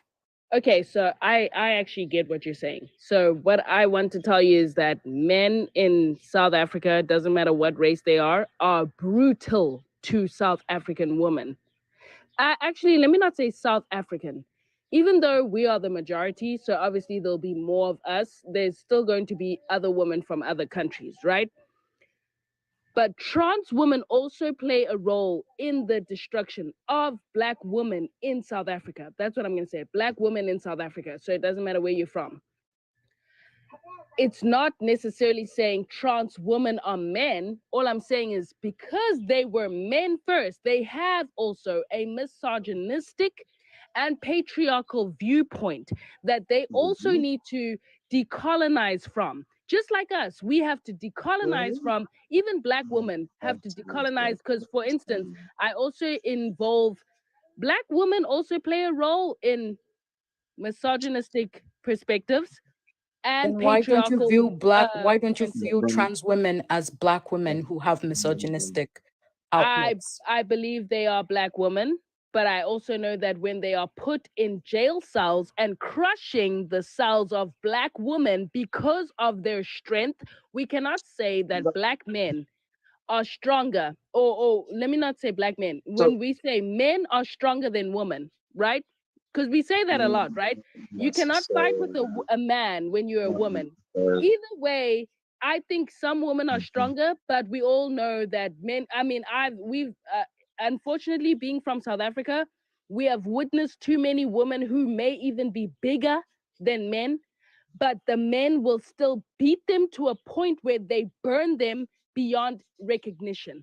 South Africa has got a tendency of men killing women, burning them, and leaving no trace of their I try and existence. abstain So from when we using the say, word killing. It will can I cause. please finish? So when I'm mentioning trans women, I'm mentioning the ones who are, I can't always say some, because then I'm going to be a hypocrite, because I don't say some white people, I don't say some Arab people, I don't say some men, I never say that. So I'm not going to say Can I just say, Nkanyezi, just in support of yourself, Nkanyezi, Leo, she did explain that in South Africa, the whole gender and pronouns, right? Pronouns, gender, it's completely different thing over there, right? And so I don't know if that's anything to do with how she would, the terminologies that she's using. Could it be anything to do with that in Nkanyezi, just in support of what you're saying? Maybe I think because I don't like using the term some, just because of I don't want to have to say that with other races too. But I do want to recognize the fact that I have someone who's trans in my family, and they always tell me I'm a trans woman. They don't want me to say you're a woman, you're a Black woman. They say I'm a trans woman. I don't know how it's different, because I've always thought that trans women would feel like would believe that you're a woman. That's what I've always thought. But when I speak to them, I have to say trans woman, because they always say also, if I beat your ass, you're going to see the man in me. But I also they don't all women. say that. I always see women. I also see women saying the same thing. They're like, "Oh, you guys think that we're not masculine?" Or when men say women are masculine, we do. And I think people don't know that African people have two energies, which is masculine and feminine. It doesn't matter which one rules, but we have both. It doesn't matter. I'm masculine and I am feminine. It just depends when I decide to tap into that specific energy. So even trans women have masculine and feminine. Yes, a trans woman may be built differently to a Black woman or I don't actually care about other races, so I'm gonna keep saying Black woman, but they're built differently. Yes, they can become like a Black woman. I understand that, but I'm saying I cannot also take away from Black women and children who have been harmed by trans women. Is there any data? Is there any data supporting? Yeah, I've been looking. I've made videos about it. I've heard you saying about crushing women's skulls, and I was thinking, what is this? So I would like to know. Just like that one video that you said I must tag you in, I can tag you in another video that I made also. Please tag me in that as well, please. And I would like to just add to this before. And Kanzi, Empress, I see you. And Kanzi. Can I? And Kanzi, the question, I'm still those here. trans women are they have undergone like sex changes in terms of taking hormones and things like that, or is it that they just remain with the male anatomical structure and saying that they are women? I'm not going to comment on that because I don't believe in that. I just think that if you had to if you became a woman from being a man, you had to also decolonize. Just like if you were colonized by white people or by Christianity, you still have to decolonize. So misogyny in men is Yeah. No. I'm just asking if those undergo some do sex. Other countries do sex change where Gender they take affirming hormones surgery. and they It's gender actually get affirming surgery, Phil. hormone surgery. Gender Hormone. affirming surgery. Gender affirming. Pardon? Gender affirming surgery. Right, gender affirming surgery. Sorry. Yeah, gender affirming surgery. I think my problem here is not the semantics to your to the language that you speak. Nkanti. Sorry, I'm getting heated up, so that's why but I'm trying to get my words right here. But it's the way that you're categorizing trans women when you speak about them. That's why I'm saying I don't disagree with you about decolonizing. That they have to decolonize some of the indoctrination that they've had from a child. Of course, they've been raised, for example, as a man their whole lives, even though that's not what they've identified as, but they've still played a role in it because if they've been masking and they've been in the closet, they will have to present as this masculine person, or vice versa. If you're a trans man, you have to go along as being a woman.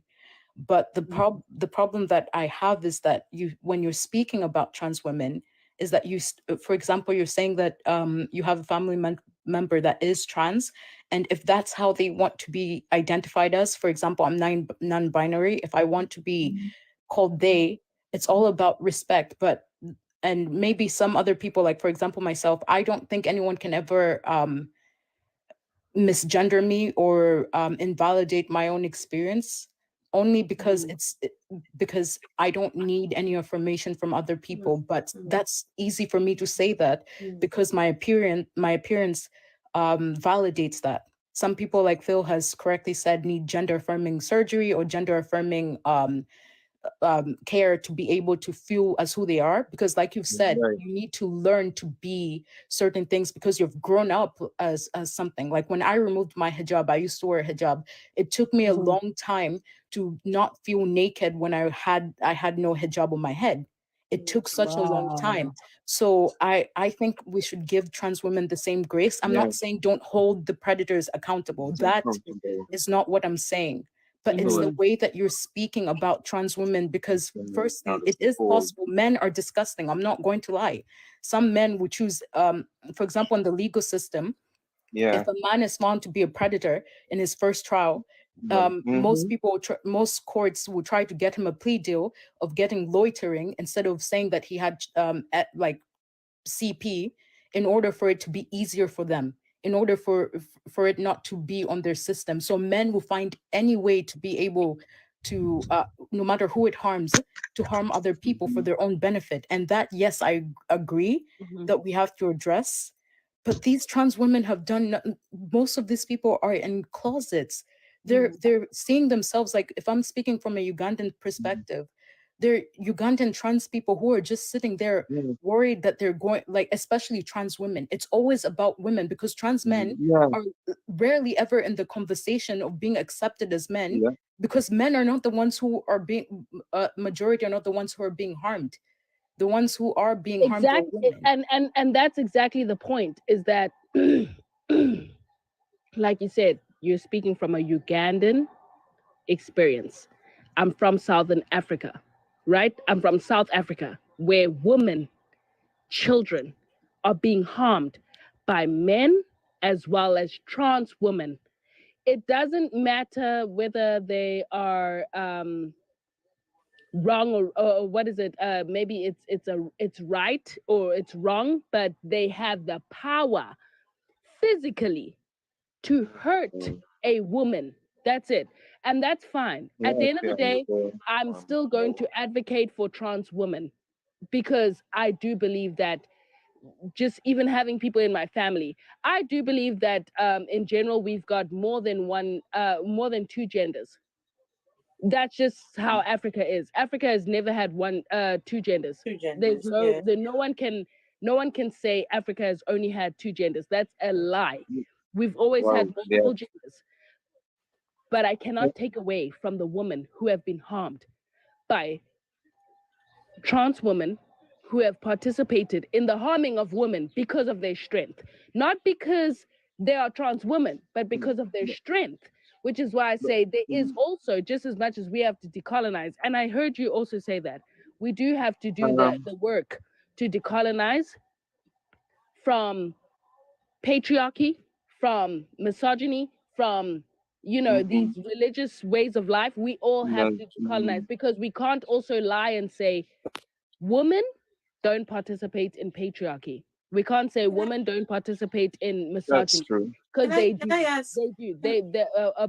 A woman will act like their uncle or their cousin who is doing something to their child is not bad. Shh, keep quiet, don't tell. It is what it is. We can't say that is right.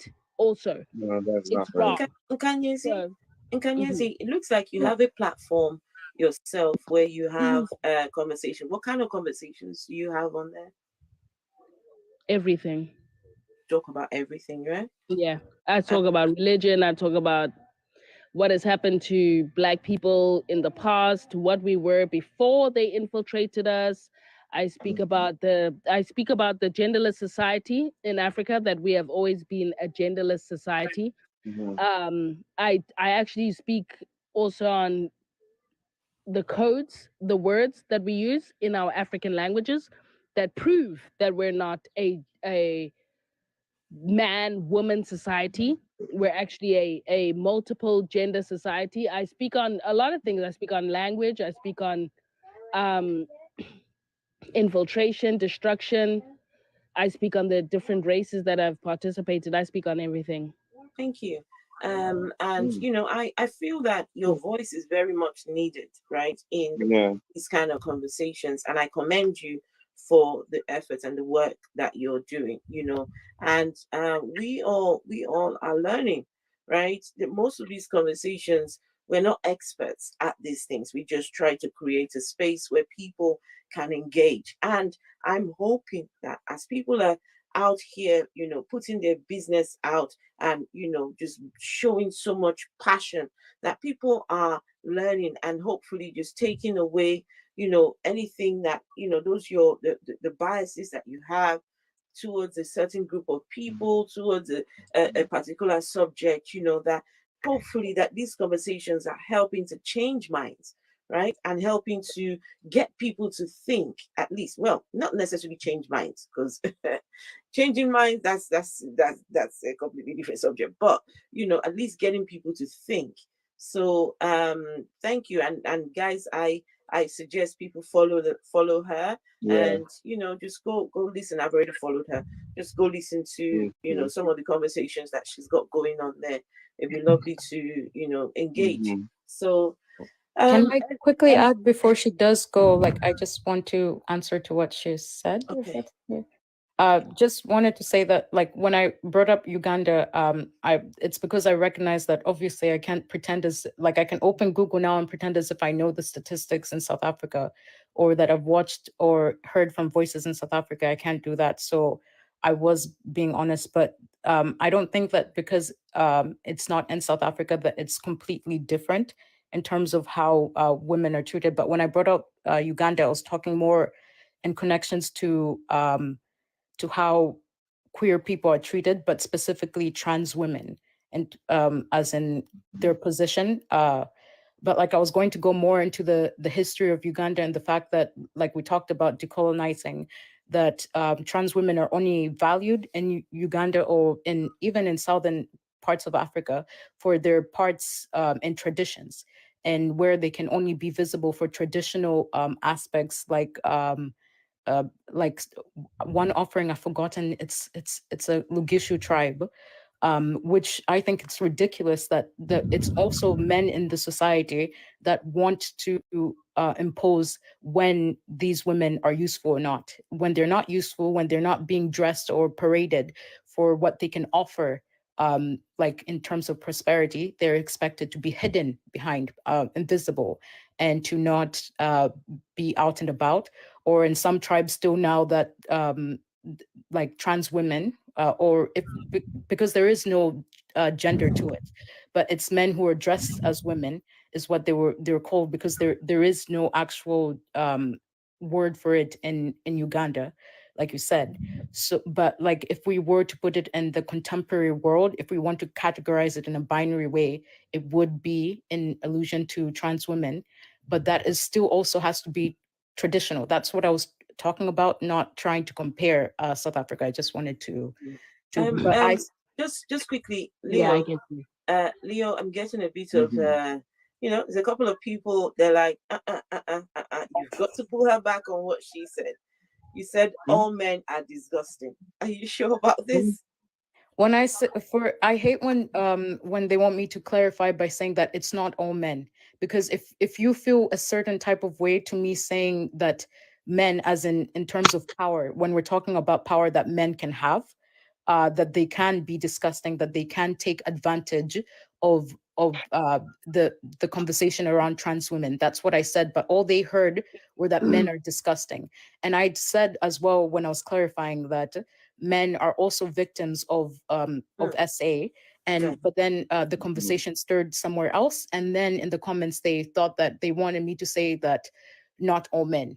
But to me, when you want to clarify not all men, it feels as if you're ignoring the actual conversation that was being had, and you want me to. There was a context. Yeah, there's the context.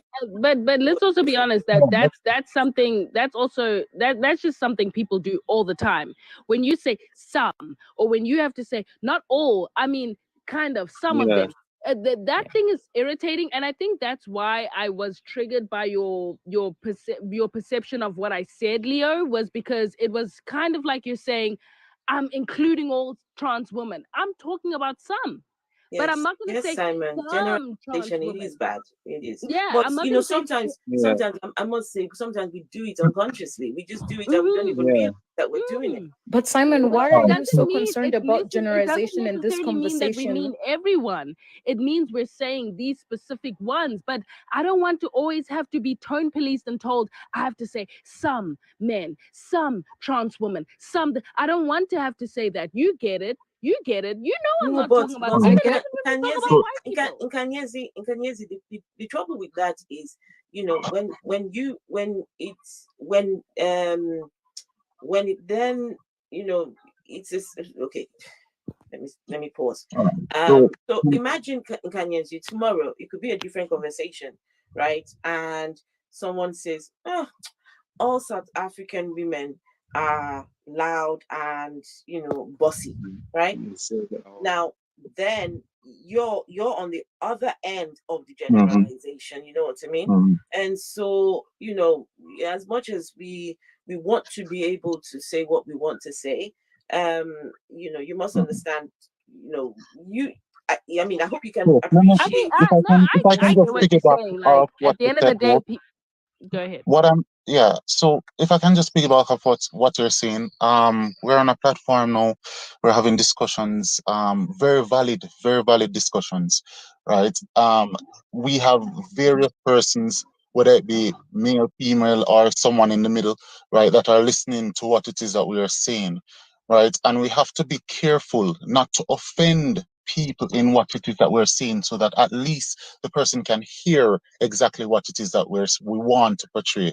Right now, if you're going to say something that is generalizing, to say men are disgusting, the first impact men are scum. Right. The first impact. Hold on. Just a minute. Hold on. So what I'm saying, I'm not cutting you. Just wait now. You're Jamaican? Yeah, man, I am. Okay, good. Oh, you're Jamaican too, Ellis? Yeah, man. Yeah, Caribbean. Yeah. Phil is Phyllis from Barbados. Right now, yeah, but as soon as I finish, in a wonderful place for here, man. Wonderful. As soon as I finish, please give me the chance. I've been waiting, I've been suffering. Go ahead, Triple, quickly. Another problem. I'll try to land the plane as quickly as possible, right? So what I was saying is that because we are impacting so many persons through our opinions or our rhetoric, then so to speak, we have to be mindful of the people that we're speaking to as well, because you don't want to create a barrier before you're able to communicate adequately what it is that you want to portray. And Indigo, Nkanyezi would have said a few things that I do agree with, right? Coming through my decolonization or my, you know, that little journey that I'm on right now. I'm not anywhere near where I want to be, but I'm getting there, right? So I do believe that everyone has the right to do what they want to do, right? As long as it's not infringing on the rights of someone else. You understand? If they want to, if they what would you call it now? If they call themselves, I don't remember the term, if they call themselves trans women, right? Or men calling themselves men, or women calling, I can understand that. But if you kind of meld the two, then we lose essence of what exactly it is that we're really talking about. So if you say a trans woman, I automatically understand context, what it is that you're talking about. But if you say to me, a woman did this, or I don't understand exactly what it is that you're saying. You understand? So I think that there should be a distinguishing difference between both when it is that we're communicating. And why does that why does that matter to you? I'm just wanting to know. All right. For example, if we why does the distinguishing of people matter to you? Okay, because if I should go to the doctor as a man, as a trans woman, right? If I should go to the doctor and say to that doctor that, listen, I think that I'm having a miscarriage, right? I have not done any top or bottom surgery, right? And I don't have a womb per se, right? I am not able to have a child at this moment, right? Right. How does the doctor then diagnose me? Is it that he's supposed to now check to see whether or not I am a woman or a man? If I say, okay, we're talking a completely different conversation here. Yeah, you are not a doctor. You are just a rando on the internet, a rando on the just out there. A doctor is different. Oh, and you can see us back in the comments. Sorry, I think she got dropped. Because the chances. Slow down. Hold on. Oh, you got kicked off? Okay. Sorry. Right, that's how I'm telling to look down. The chances are the doctors already have a record of some of your history. So you cannot just turn up at your doctor and just say, oh, I'm, no. Right? And also the doctor has the no, but is it that we are disassociating? Is it that we're disassociating medical phenomena from reality as well? Okay. Medical but they phenomena? Don't owe you to tell you you're not their doctor, right.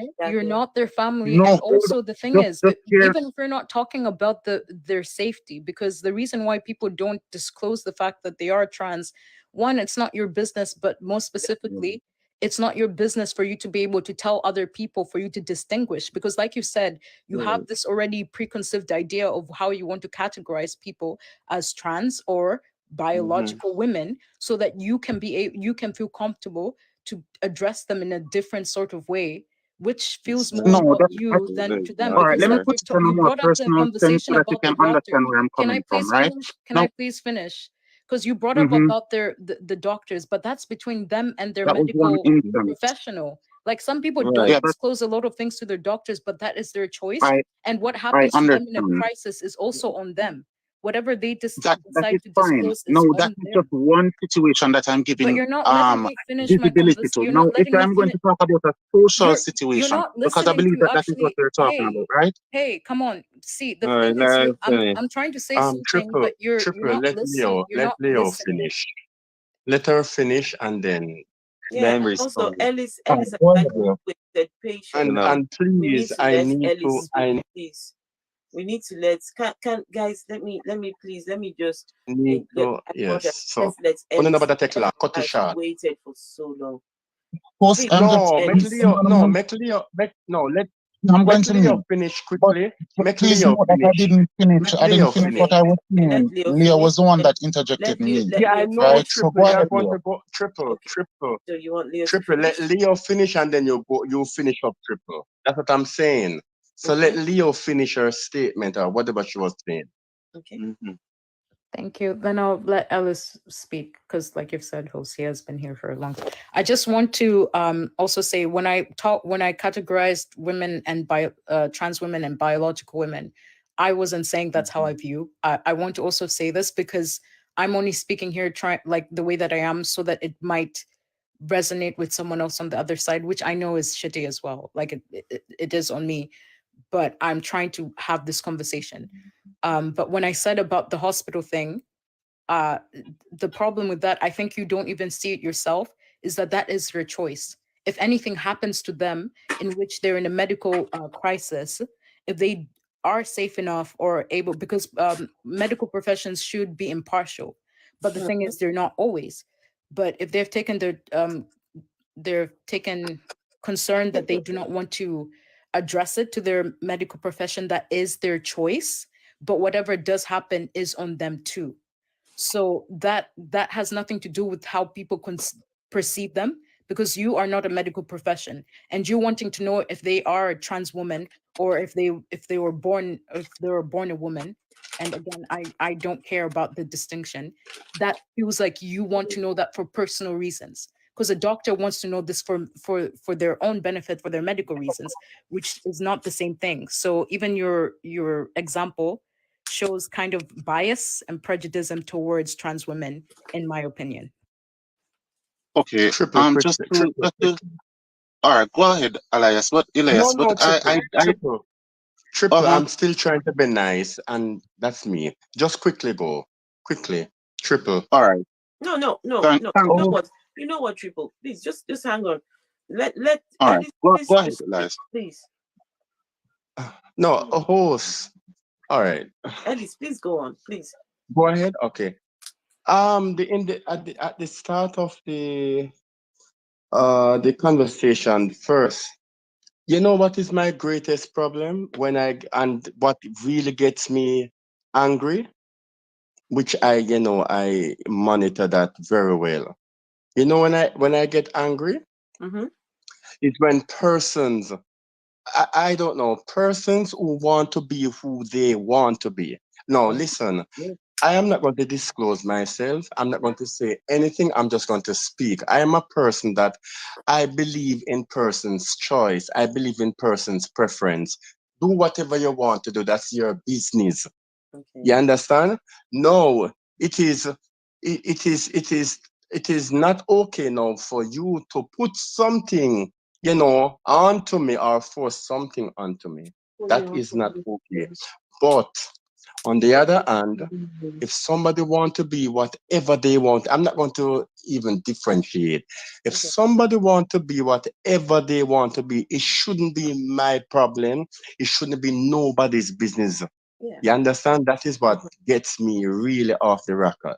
Now, there were a discussion about gays and gays being want their rights. No, I have heard that person, what his name saying about what about persons who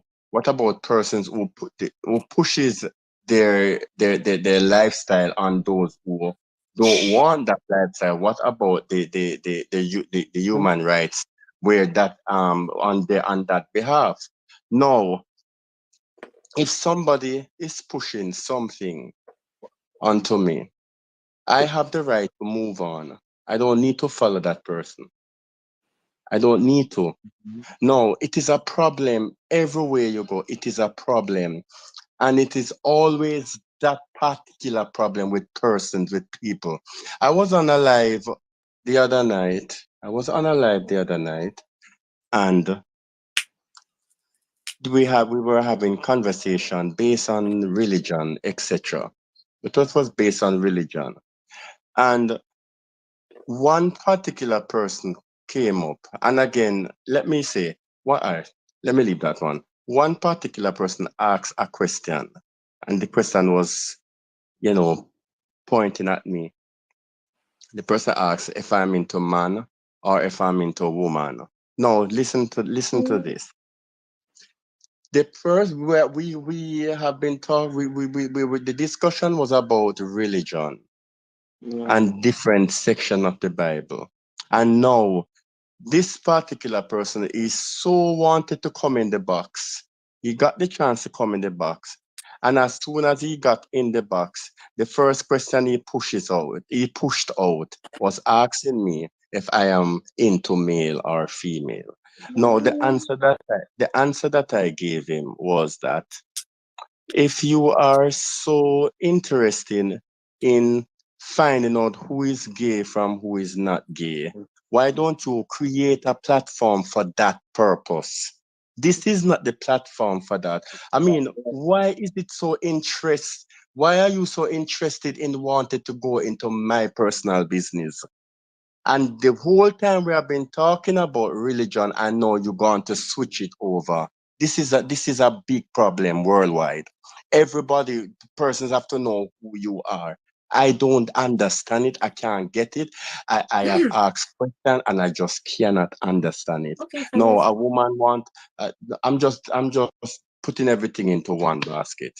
No, a woman want to abortion, to do abortion. She has her reason, and I don't call that a murder. She has her reason. It is not. It is fetus. It is. Oh, be careful with I the don't even words know if it that has you reached it. use. Like, No, she be has a careful, that is reason why. TikTok. Oh, thank you. No, somebody, if a woman has been, as you said, Leo earlier on, been forced to do what she doesn't want to do, and you don't know. I put myself in that place of a woman that I was raped, I was forced, and I got pregnant. Say Oh, yeah. Be careful that. what? TikTok funny, man. No, Yeah. no. You're saying no. Hold on. Okay. On TikTok. What is the code? What is the code should I use? Grape. Use Oh, grape. okay. Grape or just something. Yeah.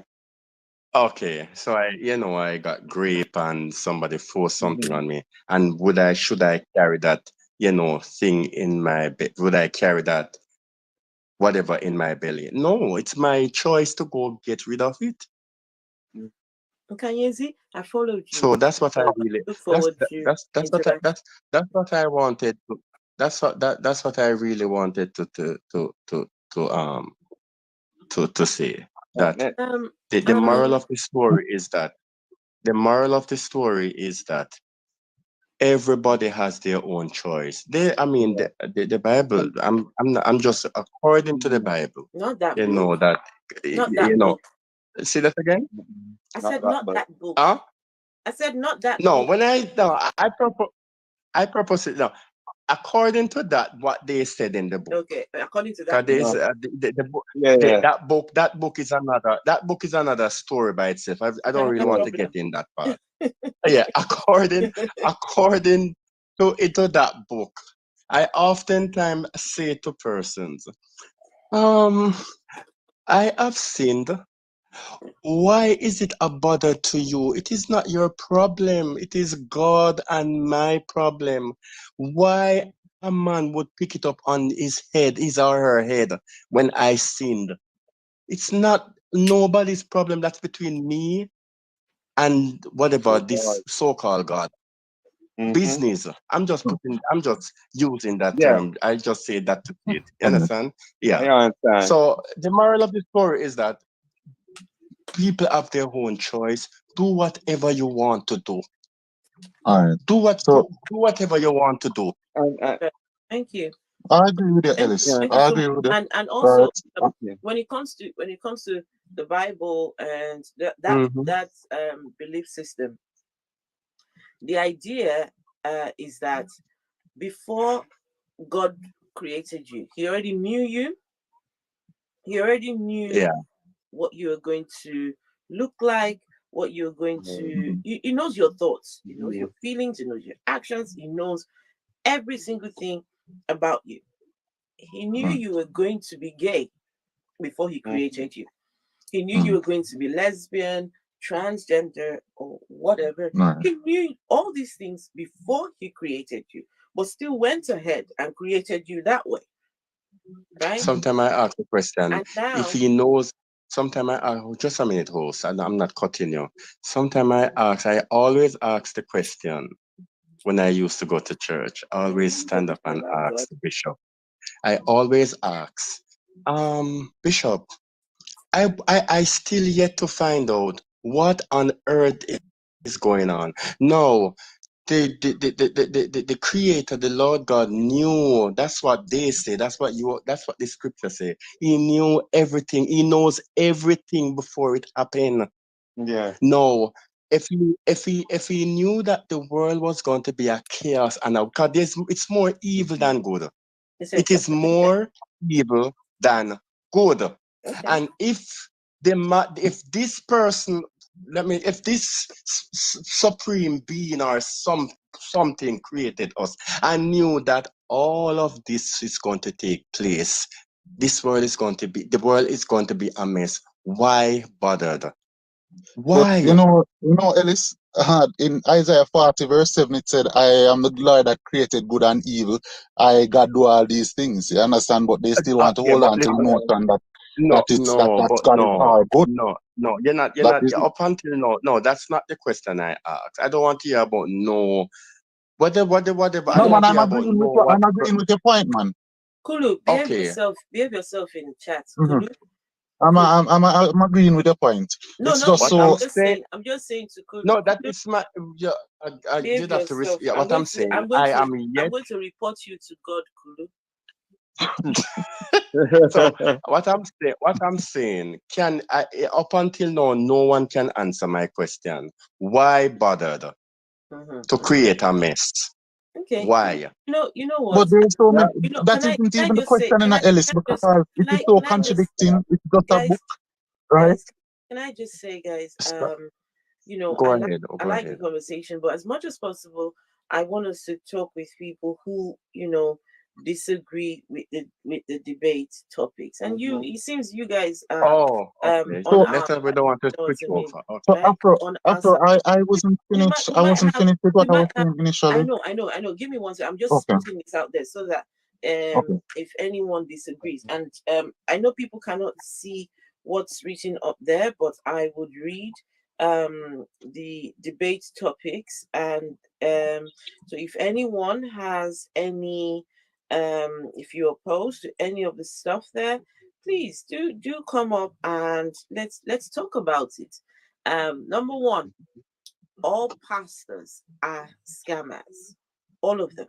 Oh, Lord have mercy, I want to get in the spirit. All pastors are scammers. That's number one. Number two, Jesus does not belong in Africa. And guys, reason why that is so, because I'm African, right?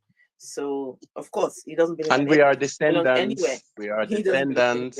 But Jesus does not belong in Africa. Number three, Jesus never existed. Right? Okay. The next one, God is a scam. The next one, LGBT is African culture. And the next one, homosexuality is not immoral. And the next one, the Bible condones slavery. The next one, there was no virgin birth. And the final one, tithing is a scam. Any pastor, thank you. Any disgusting. Preacher, any pastor, by whatever name they call themselves, that is receiving a tithing, whatever, so long as they're receiving that thing they call tithe, that pastor is a thief. That pastor is a pulpit bandit, and I'm highway robber, right? So if you disagree with any of those points, please do come up and let's talk about it.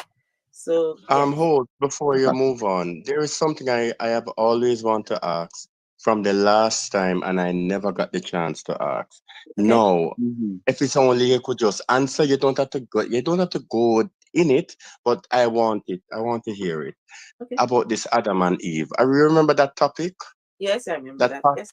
Could you highlight me on it quickly, please? I wanted to, I was so busted to come up, and the time ran out. So tell me something. Before I say anything, if people are not liking, I won't say anything. I'm not.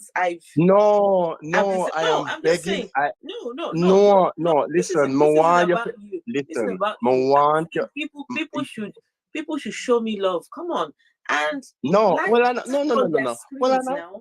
want you to tell me. I beg you to tell me. I will tell you. But people should tap on their screens while I am telling you. Stop, please. Tap the screen, please, guys. Right. So that would make me want to even talk a bit more. But when there's nobody's liking, that means maybe they're not liking what I'm saying, or maybe I should just shut my mouth or whatever. So you're not going to tell me. You're not going to tell me. I'm just about to tell you now. I'm just about to tell you. I'm just about to tell you. So before I do tell you, you must understand, I'm not a scholar, right? I don't have a theology degree. I don't have a any of that fancy stuff, right? What I do is I read the stories of this of the Bible, right, and try to make sense of it. Is someone talking? Is someone talking? Can you hear me?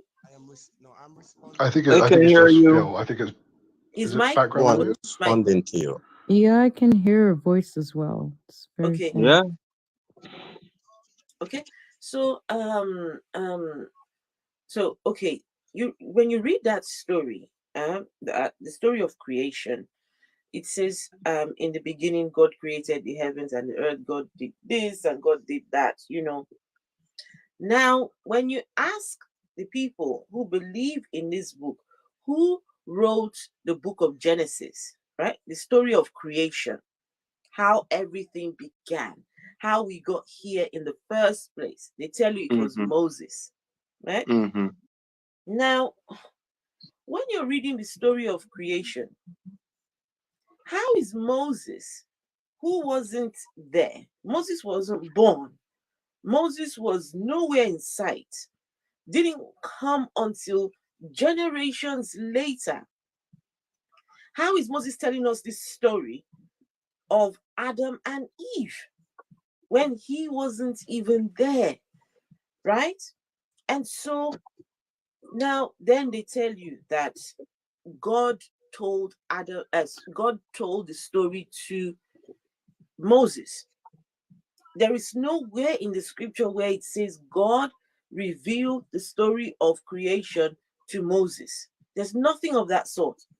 We have a case of Moses talking to a bush, right? But the conversation between him and the bush, it's there. But nowhere does it say that the bush told Moses that this is how I created Adam and Eve. So if Moses has told us this story of Adam and Eve, and you must understand now, Moses was a confirmed murderer, right? He has that on his belt. He was a confirmed murderer. He never paid the price for his offense. In fact, he ran away. He ran away from what he had done, and he went off and went to go and start sleeping with women. Someone who had just unalived somebody is off on the other city to go and sleep with women, right? And not long after, God calls this murderer and decides to tell him about the story of creation. I find that suspect, right? I find that suspect. And how Moses has now come along and talked about a story which he wasn't there to witness it. So how did what test was applied to Moses's claim of Adam and Eve? How did people know whether Moses was talking truly from a god or not? What test was applied to this claim? Nobody can tell us. So the chances that Moses got this story from a god is very, very thin, very thin. And for me, the fact that Moses would throw women under the bus by blaming women, blaming Eve for something that he never saw, something that he never witnessed. Listen, Moses or whoever that was, anyway, I'll try and be respectful. But what I'm saying is, if there's no means of testing the Adam and Eve claim, the person who's telling the story was not there. There was nobody there witnessing this event. Someone is lying to us. Someone is lying to us. And if someone is lying to us, guess what? There was no Adam and Eve. It didn't happen. It was a figment of somebody's imagination. There was no tree. There was no snake. All of that didn't happen. Have I broken it down for you?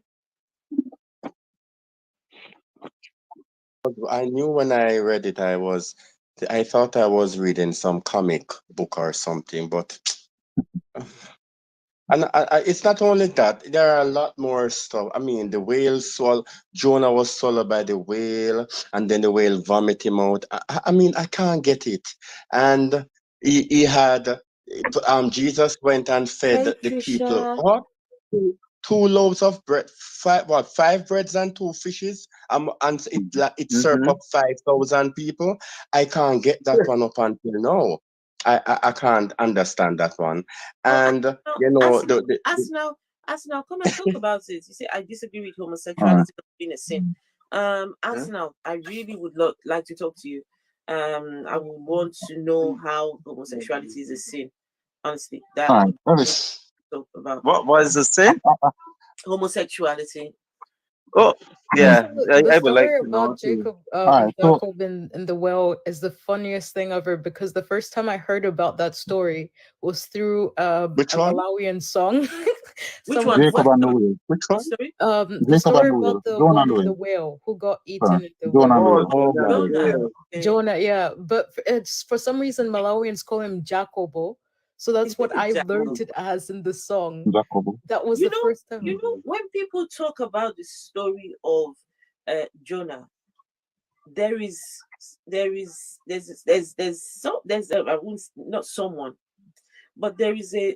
a character in that story that nobody talks about, and that is the fish. No, seriously. This fish was busy minding its business, doing its fishly activities. I imagine a fish father looking after his children, minding his thing. And here comes God. Yank him away from his fishly duties. Why? Because God needs the fish to go and swallow up a man. Never mind the fish's free will. No? Grab the fish. Now you take him away. You take him for 3 days. Yeah. So I want to go back to the topic that we were talking about before, if I can, please. Right? Because I think that I need to establish my point. I think that I have done so in some sense. I am for everybody having their own free rights. Hold on. Triple, hold on. Ellis, if you don't mind, I will have to bring you down so I can bring up somebody else who disagrees with us.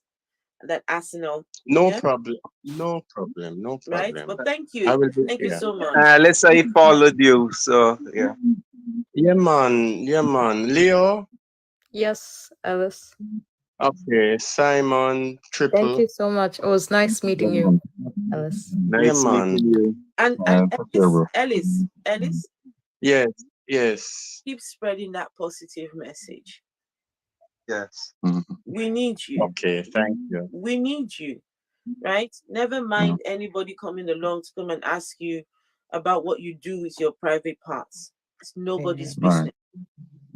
But please, don't ever put your seal your mouth. Make sure. No, I have all the answers for those questions. I have no problem. Let them come. That's right. Thank you very much. All right. Take care, everybody. I'll be down there. I'll be down in the comment. Phil, Kulu wants you down. He's been saying this for like the last half hour. Kulu really doesn't like Phil. No, because Really you just challenge somebody they don't like, but I don't care. I say what I have to say, and I am very honest and truthful when I have to say it. But do you know what? Was when he was like triple. You were going to say something.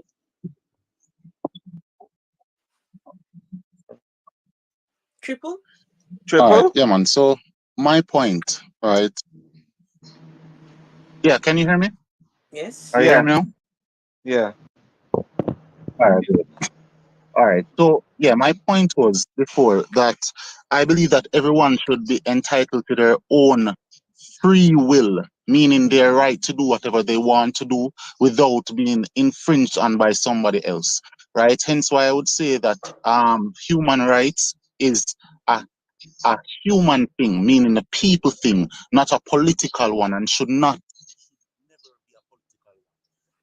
What's happening? Because, sorry about that, I got a call. Yeah, so the reason for that is because once a government gets involved, they have to now take the masses or the few into account, and in so doing, you disenfranchise one group, right? So someone will always be at a loss when it comes on to political human rights agendas. I don't agree with that any at all. People should just operate under whatever rule they have for themselves, right, without infringing on anybody else. Now, with that being said, infringing on sorry. Yeah, okay. go ahead. Right. Go on. Okay, so with that being said, when we talk about infringing on someone else's rights, right? If I'm a homosexual and I decide that okay, I'm going to now seek a partner, I'm going to be looking at another male, right? With that being said, I am going to interact with this person, and if the person is feeling me, just like if another heterosexual couple, if they go to somebody else and the person is feeling them, then a spark ignites, and then we get into a relationship, right? That is something that I can observe. If someone that is non-binary, right? I believe that they are open to the fact that it's not a biological thing, but a personal thing, a personality thing for non-binary persons, right? They don't ascribe to any one gender, then, so to speak. So we have a non-binary person on this panel with us. So okay. I wouldn't have a clue about that experience. Simon? Triple mistaken being pansexual with non-binary. Like, for example, I'm a pansexual non-binary person, yes, but non-binary people can be bisexual, gay, not gay. Yeah. But sexuality is different from your identity, kind of thing. I get what you're trying to say. Like, I don't know how to explain it like that, right? Because as I said, I'm just coming into this, right? So I understand pieces and concepts. Correct me if I'm wrong, right? I'm open to that, right? But the impression that I'm having is that if it's a case that I'm going to speak to somebody who I am attracted to, whatever gender I fall into, I am speaking to somebody based on a physical appearance, right? So if it's a case that I approach a female, being a male, right? I am expecting that this person is a female, and if the person is considers themselves as a lesbian, then they will express that to me, okay, right? But if it's a case that I approach a trans woman and she identifies herself as a woman, then it's sending the wrong signals to me, and it is going to know at that point infringe on my rights, because I needed to know through honesty with you I needed and this is the social part of what I was talking about. Biologically and through science, I went to the hospital part of it, but I'm talking about now a social aspect of it, right? If I now interact, right? So it was a dual point. I didn't get to express everything. So I'm saying that if it's a case now that I'm interacting on a social level and I'm going to address a woman and she's going to withhold the information that she's a trans woman, she's doing me an injustice. No, she isn't. No, she's not. No, she's No, not. she isn't. Because so right now, because of the how the conversation is going with trans people, right? I can understand why people would choose not to disclose. There was a case of I don't remember where it happened exactly. Two people, right? One person, they went out, and the two of them, you know, they didn't reveal to this person, and maybe later found out, and this person was upset, went back, and they came back for that person and committed the ultimate act on this trans person because of that anger, right? Because they didn't disclose, right? So because they didn't disclose to you, so now you've got to take that life, right? Is that, I mean, can you blame that person for not telling you? I think you're agreeing with my point, though, host. That is what I was making reference to. If it's a case where I approach someone that I consider as a woman and she pushes herself onto me, stating that she's a woman, right? Rather than stating to me, listen, I needed to understand this first. Someone that is capable of unaliving you, right? Someone that is capable But of that is that making it kind worse of because thing. down the line that Why can would still you be a want to? possibility. Why would you want to do? Listen, you know what? What I would say to you is, some of these fears are actually irrational, right? From the little that I know, from the little I know about this community, right? From the little I know is, they learn to walk in safe circles as much as possible. I'm not saying all of them, but number one, they go, like, you know, the right clubs, the right gatherings, the right, you know, they hang out in circles where when you step in there, you would, you know, you sort of know that, okay, here is different, right? We people here identify in, you know, various sorts of ways. And so, you know, they don't necessarily hang out with where people like yourself, Triple, will be hanging out, because that's, for them, that's not safe, Right. you know, because I understand, and I'm in Jamaica, so I totally get your point, right? However, there are times, right, where hold on, Triple. Simon wanted to add to this conversation, this particular Simon. Hey, Triple, how you doing? Can everyone hear me? Yes, we can hear you. Yes. Yeah, I'm good. I'm good, Common. Okay, guys, So, I need to check on my son, okay? So please carry on the conversation. I'll be back. So you made a point, right, saying how you don't think politics should get involved with human rights. Right. Okay. So I'm going to give you an example, right? Because you're a black man in Jamaica. So being free from racism is considered a fundamental human right. So do you not think laws should impose punishments on racists? What I believe is that yes, but human rights at the violation level, right? If it's a case that you violate someone's rights, that's when laws come in, right? But if it's a case that you're going to push the agenda that this needs to be legalized within your country, this needs to operate in a particular way, this needs to be fed to kids at school. There are persons whose families, right, are heterosexual,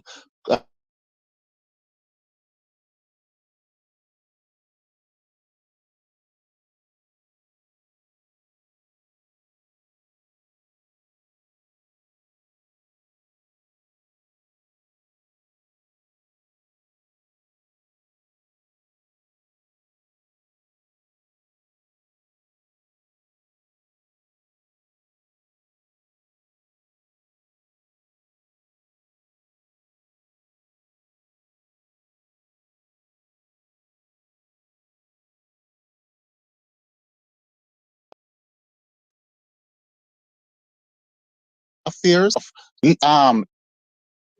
of legal action against the family for something that they do, right? That infringes on the rights of the person, meaning that you cause bodily harm or things of that nature, right? outside of that scope, I'm talking about how the parents want to raise a child, whether they want to send them to school, whether it's that they want to homeschool them, what they want to teach them. That's the right of the parents. Just as how everyone wants their rights, those parents want the rights as well, right? So I believe in a society there should be no laws governing how people act, as long as it doesn't infringe on somebody else's rights. Racist. Yep. Raise your child racist. Well, if that is the case, and anything happens down the line that infringes on the rights of that other of someone else, then at that point in time, action should be taken. Take open. Okay, one is up. Leave it. Yeah, Okay, that is my point. so your view. So just so I'm clear, so you're only applying this logic in this instance, right? So you're only saying the law or the government shouldn't be able to interfere with the way a parent raises their child. After they're no longer a child, the normal laws apply. Is that what you're saying? Right. Okay. Do you see how that could be problematic though, right? So if you have laws in place, so racism is a terrible thing, right? If you allow people to be openly racist, right? So in your example, you're saying no, because you're an adult, you should be treated and punished as an adult. But you're saying it's fine to raise your child in any way you want, right? And if there are consequences later down the line, they have to face those consequences. That's your current argument. Is it not better to... No, sorry, let me just clarify for you, because you said something that I don't agree with, which is openly racist. People being openly racist, meaning within society.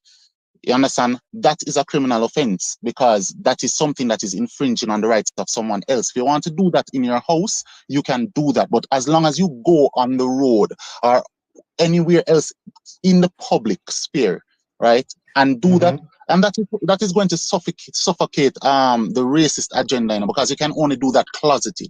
You understand? But if it's a case where you interact with people on a general space, everyone has the right to do what they want to do, as long as they're not infringing on somebody else's rights. Right. Yeah. Okay. So I see what you're saying. And my point still stands that it's kind of problematic, right? So I agree with you to a degree. Like, you're going to get racist people, right, all over the world. And some people are very brazen about it. They will be out there and they will say racist shit in public, and they will be punished for it. Other people have racist thoughts. Other people are only racist in, you know, the confines of their own home. This already exists, yeah. So I agree with what you're saying there. Do we not think it would be better, right? So again, we go back to the example of raising a child a specific way that the parent wants to raise that child. If a parent wants to raise their child racist, yeah, and this is kind of your example, and it's within the confines of their own home, you don't think the law should be able to punish them for it. But what it actually does is massively perpetuate. Because they are human as well. They are human as well, right? And they should be free to act in whatever way they want without infringing on the rights of someone else. You understand? So as long as it's not infringing on the rights of someone else, that should be taken legal action against. But whatever you want to do in your home, in your own sphere, then that is on you. Right. Okay. So by your logic, your house should be entirely void of any legal repercussion. So if you kill, if you unalive, I would have mentioned that. Let me give you an example, and then you can expand. Sorry, give me a second. All right. So you'd have to don't create a scenario based on an assumption with respect, right? I'm just saying that I would have mentioned before situations that were at home, right, where if you're abusing your child and someone else, probably the neighbor, sees that, listen, this child is being abused, and reports the situation, just as how situations happen now, then an investigation is done, and if that child is being abused, then you are prosecuted. You understand? So yes, so that is the confines under which I am making my references.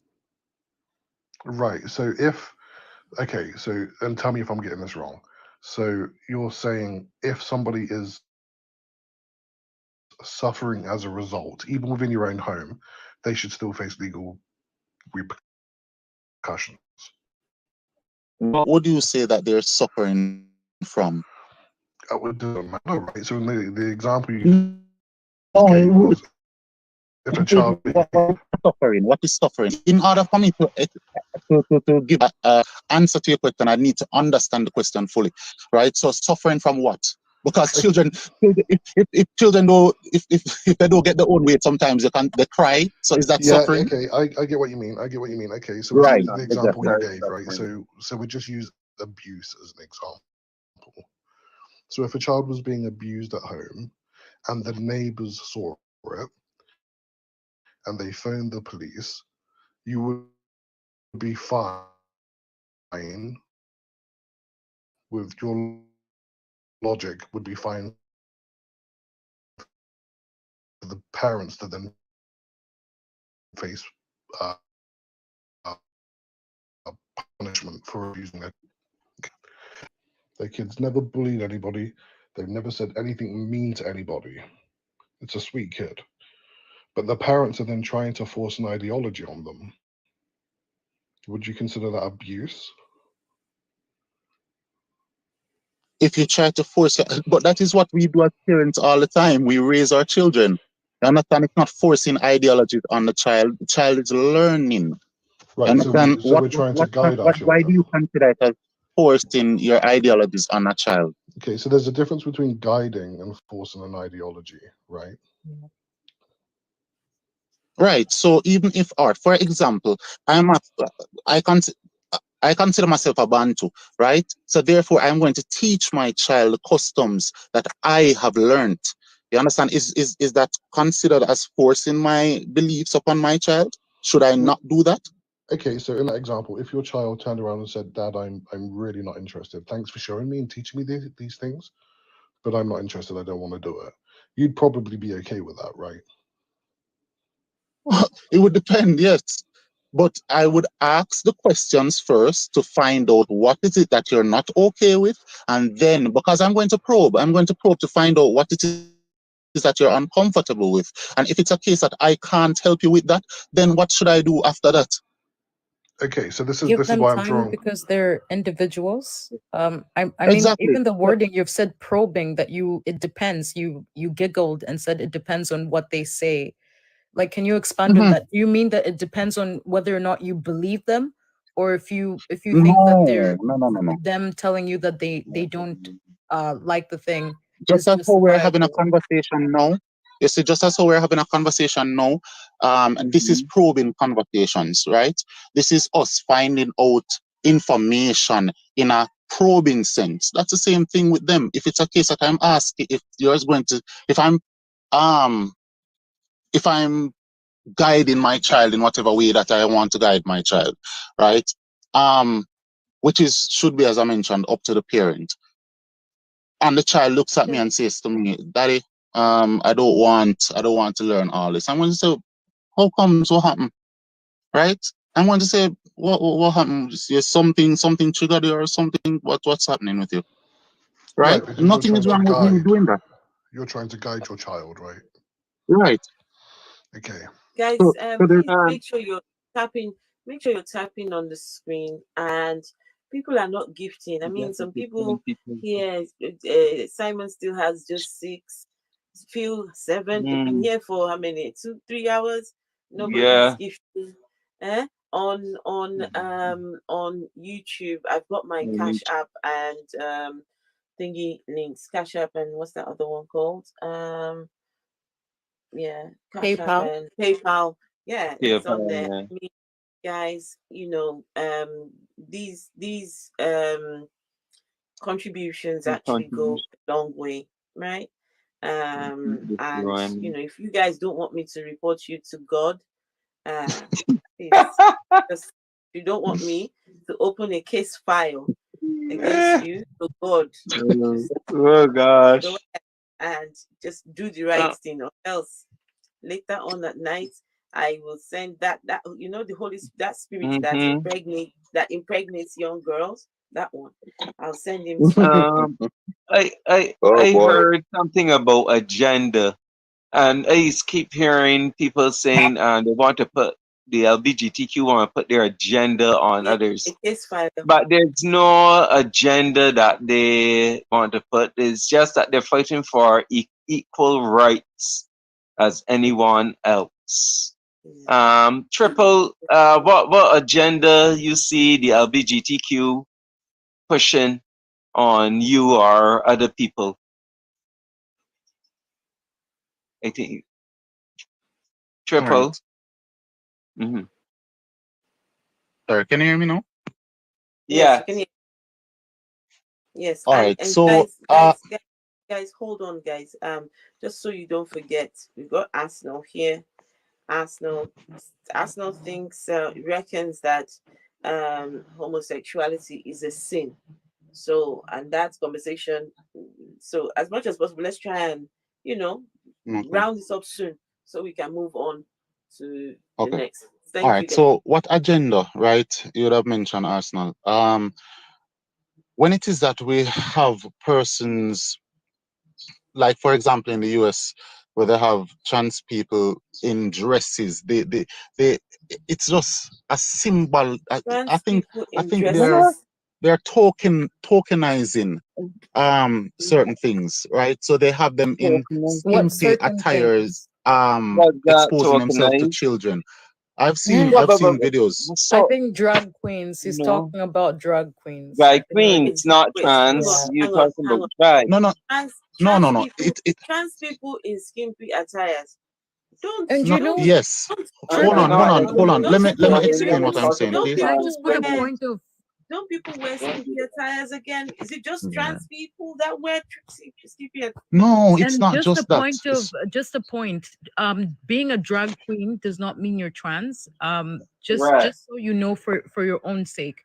I think the problem is you see people who look a certain way and you think that they're like cross-dressing. No, I understand what you're saying, but I'm referencing a video. So let me just explain what the video was about so that I can give some context to what I'm saying. What I'm saying is that in the video, these drag queens then, if not transsexuals, just one video. It's just one video. No, there were a couple that were circulating, and even if that is the case, of all trans people, I'm just saying. All right. So here's my ultimate stance. Because what I want to bring. Okay, so in the video, I was just trying to say that it was just one video, which is not representative. It was actually two that I saw. It was actually two different ones that I saw. Oh my God. Right? So many. All right, all right, give me a moment, guys. Should we give me a moment. I have to deal with something, so just give me like 2 minutes. Okay, let's let Arsenal. Okay. Good morning. Arsenal, you there? Yeah, I'm there. Good morning. Hello. Good morning. How are you all doing? We are good, thank you. How are you? I greet all of you. Greet you too. I love the content of your topic. You know, they're just like research topics. But the particular one I don't want to agree with is the idea of homosexuality is not a sin. I will talk from my own understanding of what homosexuality is. Like a man sleeping with a fellow man and a girl sleeping with a fellow girl, right? So I didn't see anything good about it. I will quote from the content of Bentham, the utilitarian theory of Bentham, which says that the utilitarian theory of Jeremy Bentham, utilitarian theory, the theory of utility, What do you call the person's name? Jeremy Bentham, the father of Bentham. Yes. Jeremy. Of existentialist philosopher. B-E-R. Yeah, B-E-N. B-E-N. T-H-A-M. Exactly, you know her. Jeremy Bentham. Yeah, Jeremy Bentham.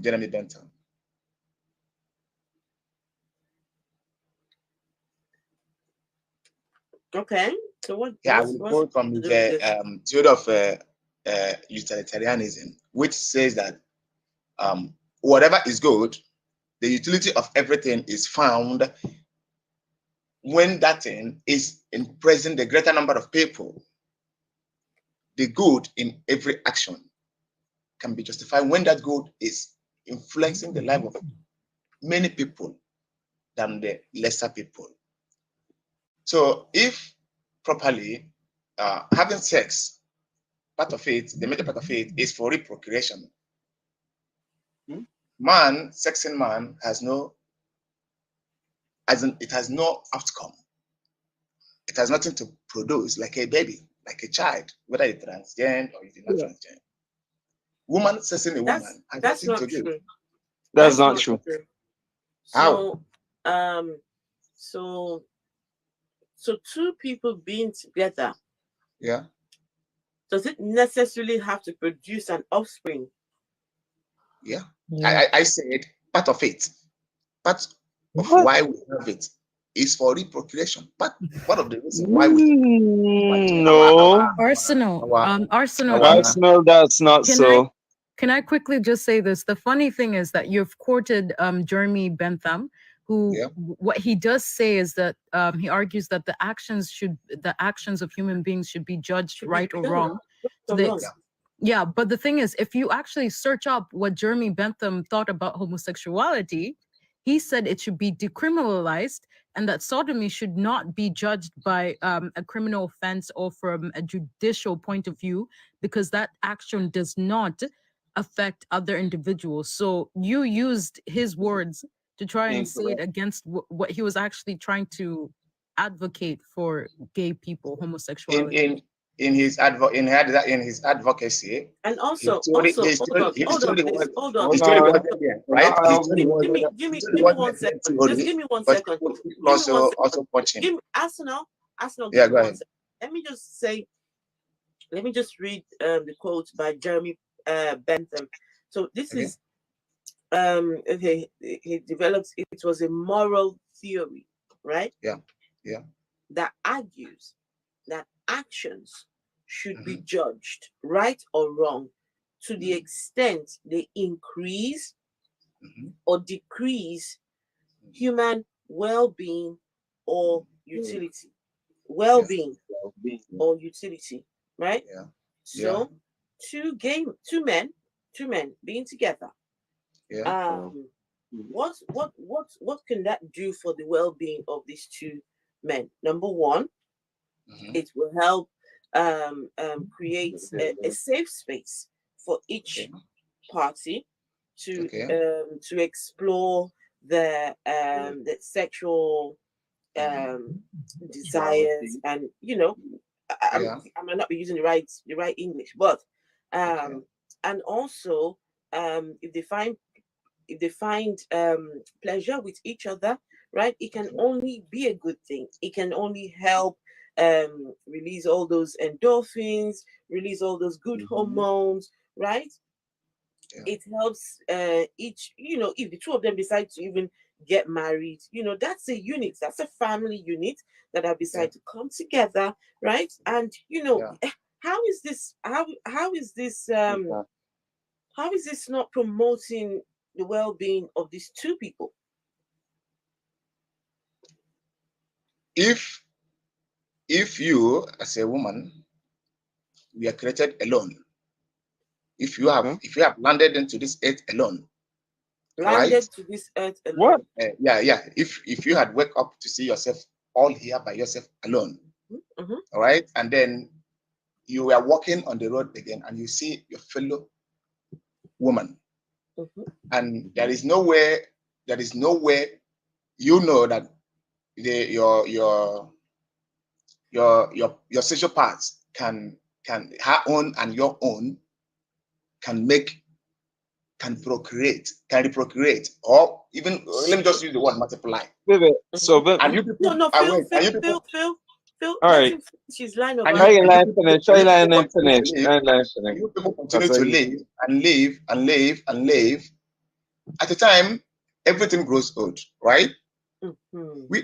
The two of you will fizzle and you go out of the surface, right? Mm-hmm. But coming into this world to see a male and a female shows that there is something that needs to be continued. Mm-hmm. Then now, deviating from it, telling you, I said, I will tell you based on what I believe. Deviating from it is like stopping that which has been before your arrival. You cannot be giving birth to, and you rise up and say and use your knife or your sword to cut off the head of he who brought you into the world. Just like you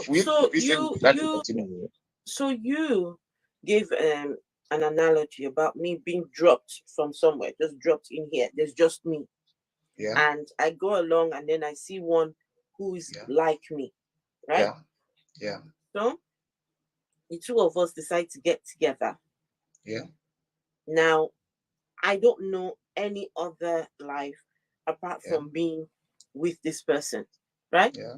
So I'm not looking for anything outside of the union between me and this person.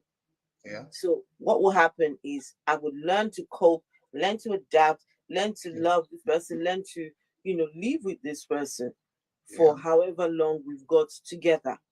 Okay. I don't need to now go looking for something out there that is not lost, right? Okay. Yeah. How am I supposed to know then in that moment that I'm supposed to then have babies when there's just me and one that looks like me? Okay. That same thing goes to didn't quite work. Now you went on. I don't know. You went on to say something else, but the whole idea, what you're saying is this idea of procreation. What about people who cannot procreate? Yeah. Sorry. What about women and men? Not a woman that cannot have babies. A woman that cannot have babies? Mm-hmm. Yes. Yeah. Or a man who, for some reason, does not have the capability of making babies. Yeah. Has there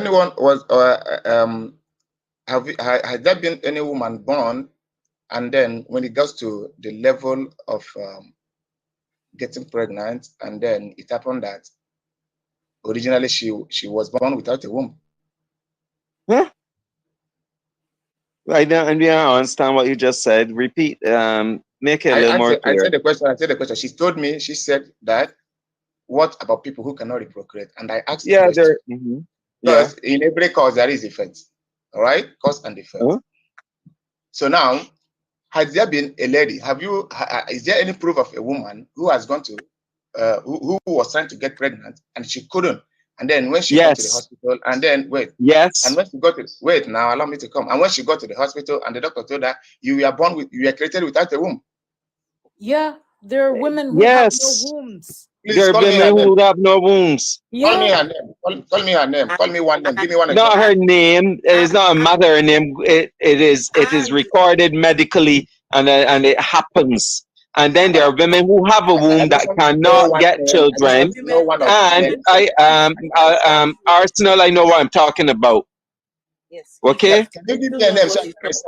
All right. I don't know why I have to come and say that I have a degree in science for some people to listen. There are women who have a womb, but because of non-functional or the fallopian tubes are not producing the eggs, or whatever reason, they cannot get pregnant. Or there are women who are at risk if they get pregnant of risking their life and the child, the baby. And the doctors tell them, no, you cannot get pregnant because it's too risky it's too risky. So there are women who cannot bear children.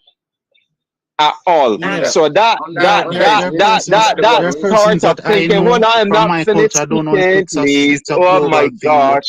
We have eunuchs. You have persons who are considered as eunuchs who are without even a canal for penetration. And not only women, but men. Men are infertile too.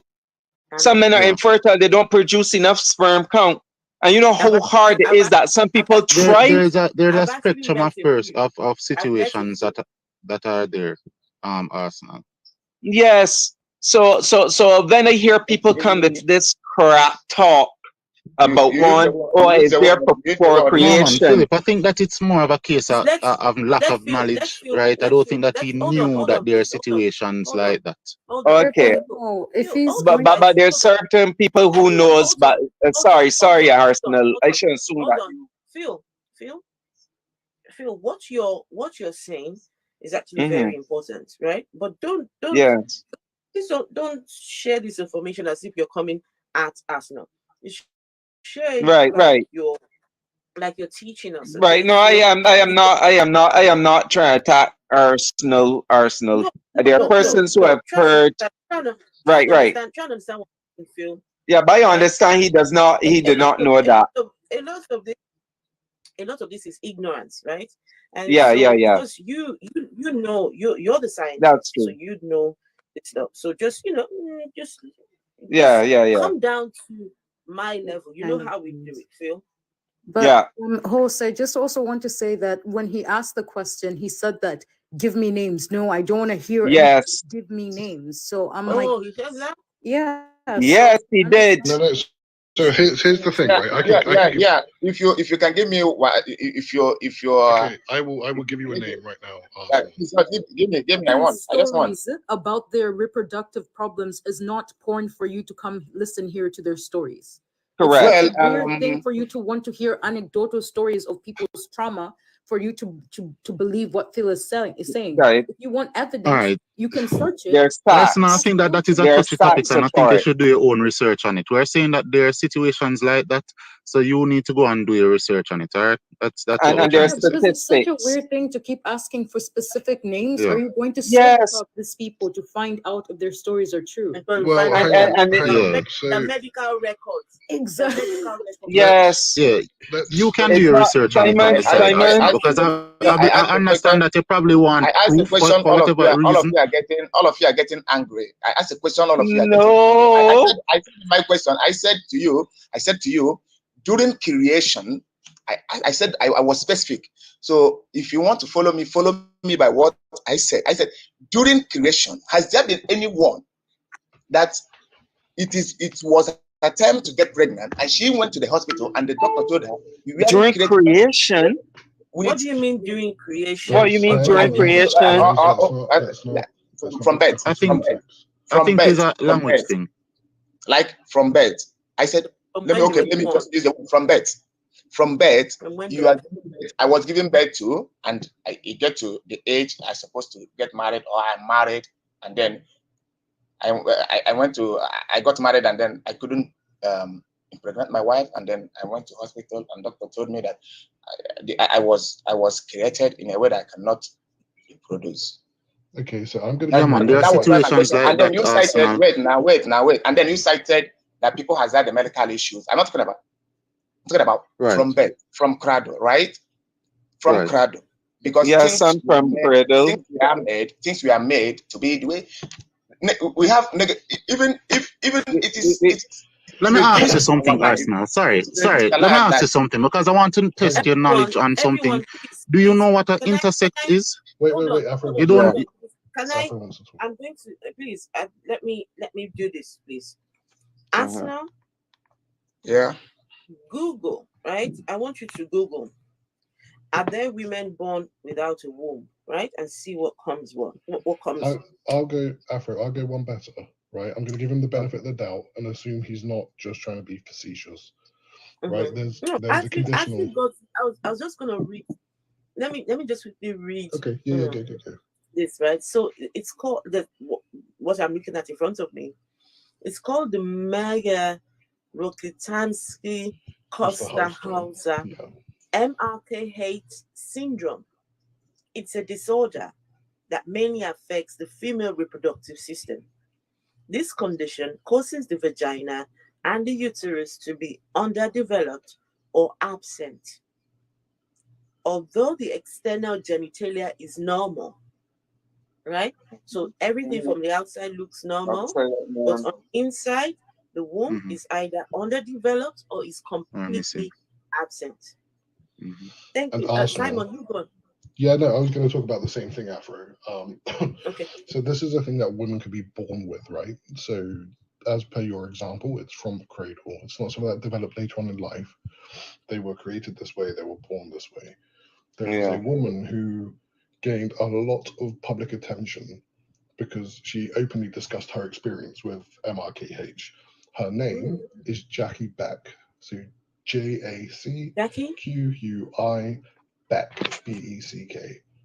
Wait, say that again. Say that again. Jackie Beck. Jackie Beck. Yep. Please pronounce the name. Jackie as in JAKE. I put it in the chat, Afro. If you scroll up a little bit, you'll see a comment from me.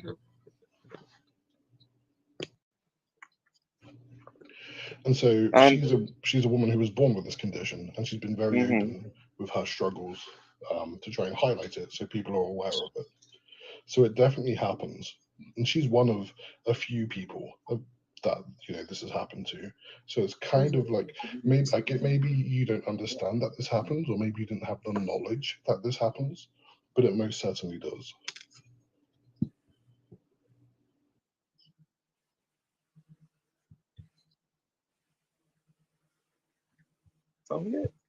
No, I actually want to ask now. You said something about sin, SIN, the word sin, and so far so good. You haven't said anything how homosexuality is a sin. How I was hoping that you would get. Hang on, Afro. I think he's having problems with his audio. Oh, with his mic. Okay. Yeah. I think. Well, I don't think he can hear. Arsenal, if you drop down, Afro will probably bring you back up. Yeah. Just to see if that fixes it. If he can even hear us. But I have heard this over and over again as an excuse of people giving why should have homosexuality or lesbianism about or is the thing is for pregnancy, as if a woman as who it was Leo, you said that's I will drop you and you come back up, yeah? So I will take you down and please do come back and up. then come back up. Right. Where Triple, I'm gonna have to move you down so I can bring somebody else up, okay? Yeah, man. Thanks for having me. Thanks for coming. Did anyone want to continue with Triple? Oh, no. I think we sort of bottomed that out. All right, that's fine. Okay, all right, Triple. Thank you. Thanks so much. Thank you. Where's that gentleman that just left? Where is he? I don't see him. I don't think Simon got to the point to be able to show. We wouldn't have got to the bottom of it, Leo. He wouldn't have understood what I was trying to say. Arsenal, okay. Arsenal, let's see. Let me invite you again, Arsenal. Riskilo, hello. It's been a while. Hi, Riskilo. Hey, Riskilo. Arsenal, come back again, eh? Hey, Leo, how was your birthday? I don't think I've spoken to you since. Oh, it was really good. Why can't I see you, Arsenal? I mean, I had an assignment due yesterday, so it was a 2,000 word essay. Add yourself so again. After my birthday, I had to start it, but it worked out. Good. Glad you had a good day. Nice. Arsenal, just send the request again. I don't see you. Yeah. Why? For some reason, I don't see you. Who did I send? Remember that happened to me already. That had happened to me once. Yeah, I just sent an invite, but I can't. I don't know who I sent the invite to.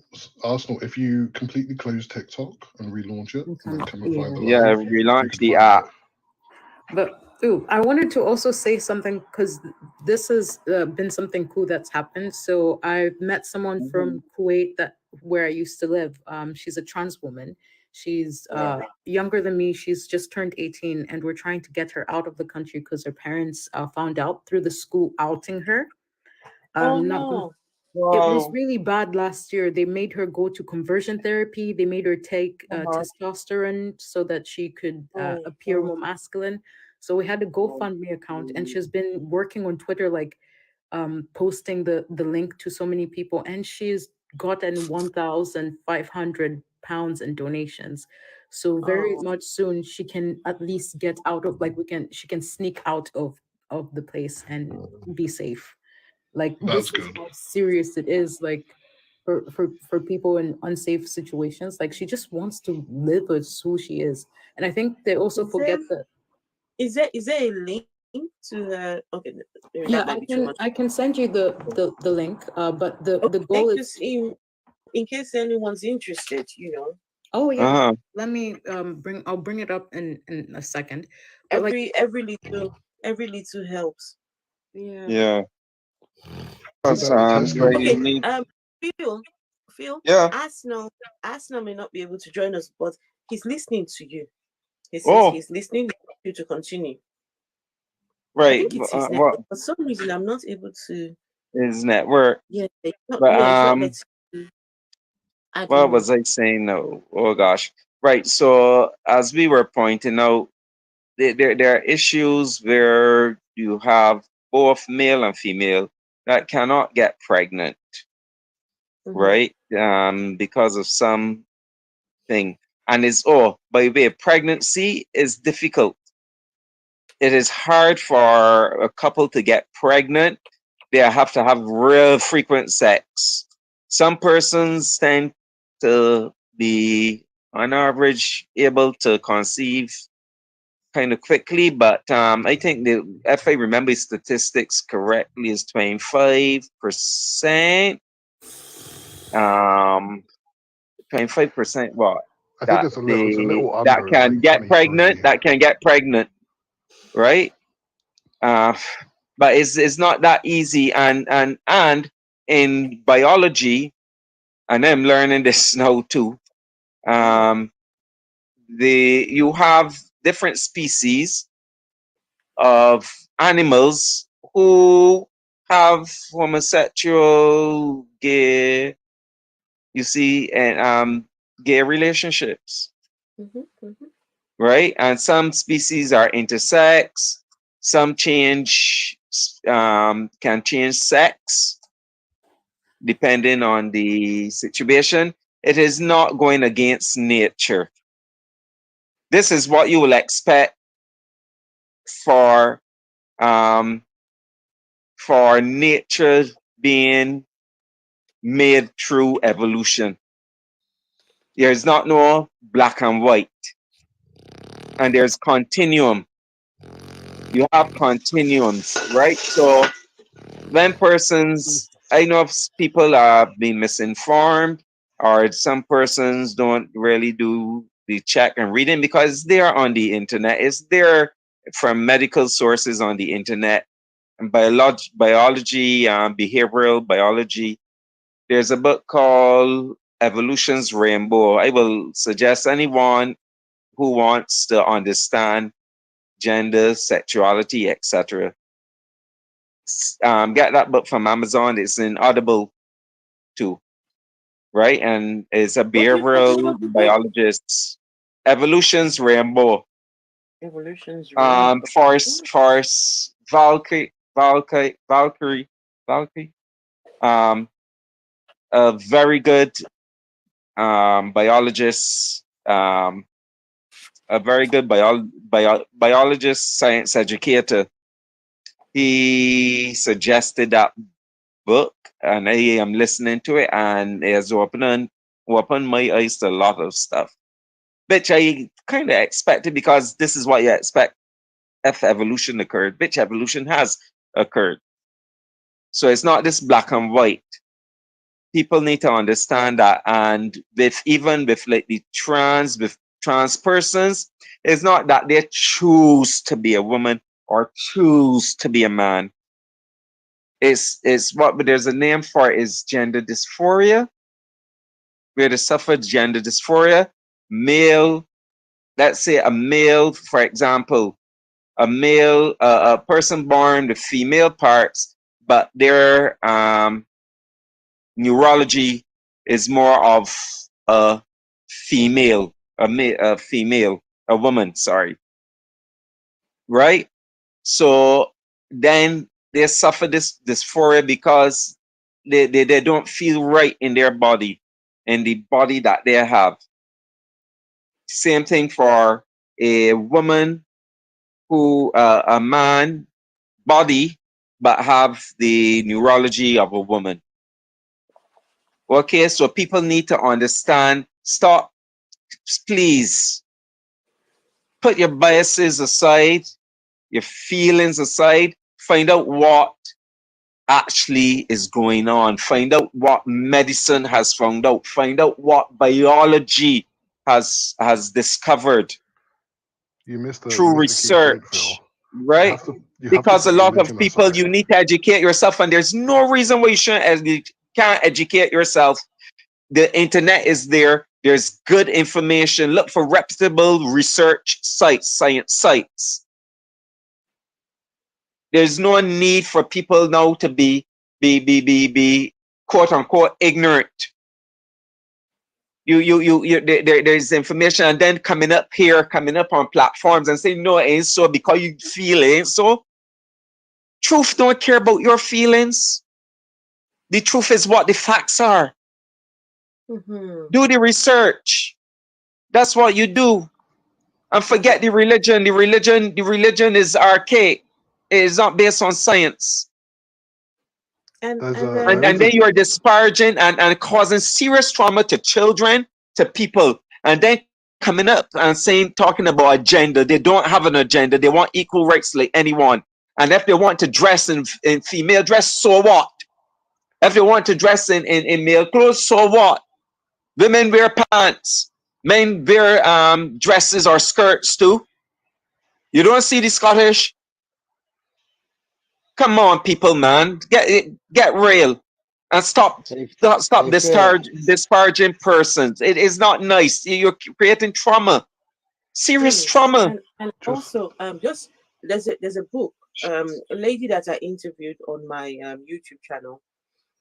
She's an activist, and this is her book. And because of the green screen, you might not be able to see it, but it is titled "Freedom to Love for All. Homosexuality is not un-African." That's the title of the book, right? You know what I think? Is not un-African. Just give me 1 second. Let me just read something from here. It says that many African cultures and religions have viewed homosexuals and transgender people as gods. They were revered before the imported intolerant religions started making waves in Africa.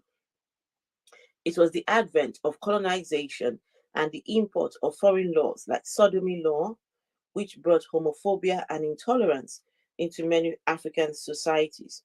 For example, Shango, the Yoruba god of thunder, was often described as a beautiful man who dressed like a woman. He had his hair braided and also accessorized like a woman. Shango priests, all men, still dress in clothing traditionally associated with women when performing rituals. Some do argue that Shango was famed to have been married to the Yoruba goddess Oya. The reference to Shango in this instance is focused on his gender identity, not his sexual orientation. Gender identity differs from sexual orientation. A trans or cross-dresser is not necessarily a lesbian or gay. So, I mean, I'm just saying that there's information out there. If anyone wants, see if I can, let me take off the green screen so you guys can see. Just see. Let's see. So I think ultimately, oh, go on, Free Thought. No. And how's everybody doing tonight? Hey, Free Thoughts. Good. Hey, Free Thought. What's up? How you doing, Phil? I'm good. Trying to keep my cool, but sometimes getting Hey, Raskilo, Leo.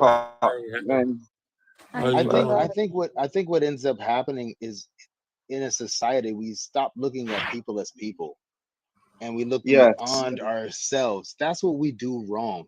We look beyond us because we think there's something greater so much that we look beyond ourselves and we don't study ourselves. We lose that.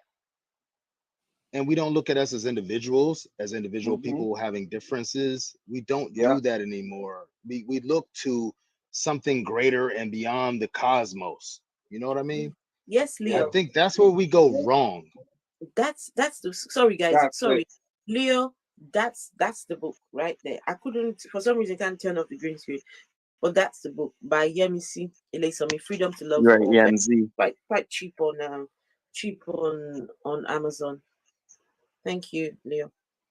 Thanks, But Leo. why do we do that? Why do we do that? Why do we I know why we do it, because we're taught something, we're indoctrinated. But we look beyond us as human beings and we look to something greater that's supposed to give us answers for why we live, why we do what we do, why we socialize the way we socialize. And I think that's where we miss it. We don't study us. We study something beyond us that we don't even know. No. Like there's no evidence of anything beyond us, but yet we study that and say, oh, there's got to be something greater. So I'm gonna go beyond the universe, which is the greatest thing we ever knew.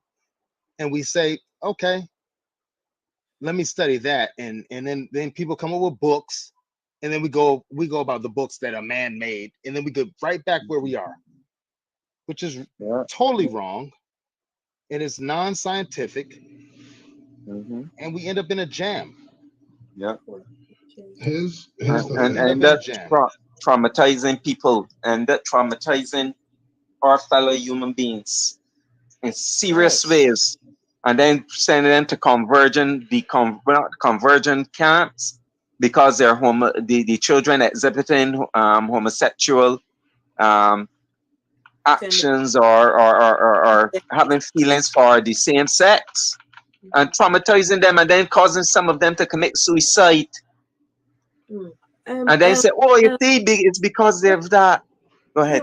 Sorry. Phil, give me one. I'm sorry to interrupt you, please. Asna, please just put in the chat why you considered homosexuality a sin, please. It's his conviction, right? So I challenged him to say, because he said he doesn't support religion. So I challenged him. He doesn't? No, he's not religious. No, So I if he's not challenged religious, him. then where's the sin coming from? Exactly, that's what I challenged. And he's basically said that it's his own personal conviction, which is why he thinks it's wrong. And that English coined the word for use, and I mean that's not that's not how that word came about at all. But ignorance is fine, right? Not everybody's going to know everything. Willful ignorance is the problem. When people come into these platforms and start spouting knowledge that they profess to be true or accurate, and they haven't researched it, that's the problem. Not knowing something is perfectly fine. We can't know everything. But the unwillingness to learn or go and research, that's where things fall down. Can I bring up something that I thought about? And it's kind of off topic. I hope it's on topic, but it's kind of off topic. So for me, like religious wise, I was raised Christian. Yeah. And I was raised to believe a certain way, right? And I have a mom who is extremely religious. She doesn't speak to me to this day. Oh wow. Because I'm not religious enough, or I don't have Jesus enough. And this is, like I say, different from the topic, but I don't have Jesus enough as my brother. And she doesn't speak to me to this day. Because she doesn't feel like I am as religious enough. I'm not saved enough. What is that about? And I know that's off topic, but it is still kind of on topic because we talking about religion. but it's similar as what you're saying there is similar to what some religious people do to their GTTQ plus, and it's sad. Just because they don't agree with their religion, because you don't agree with their religion, they treat you like that. Or and sad thing to say is a number of Christians do it. Yeah. They do it.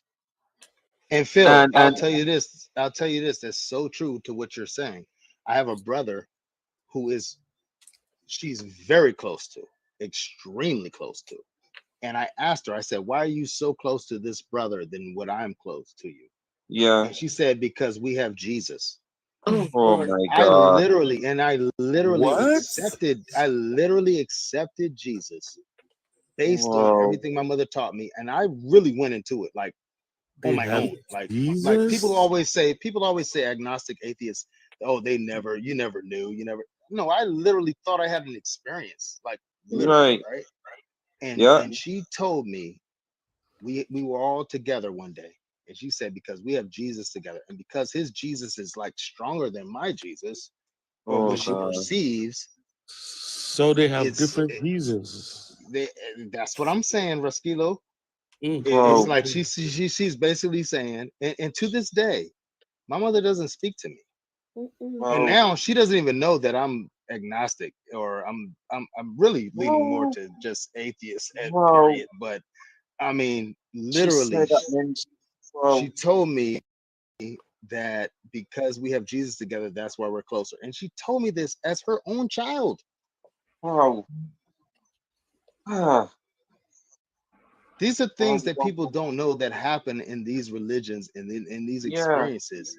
I think You know what I mean? These some are of them things that actually happen. know it happens, because Arsenal earlier was trying to say that we come into this world to fulfill a purpose, and one of that purpose is reproduction.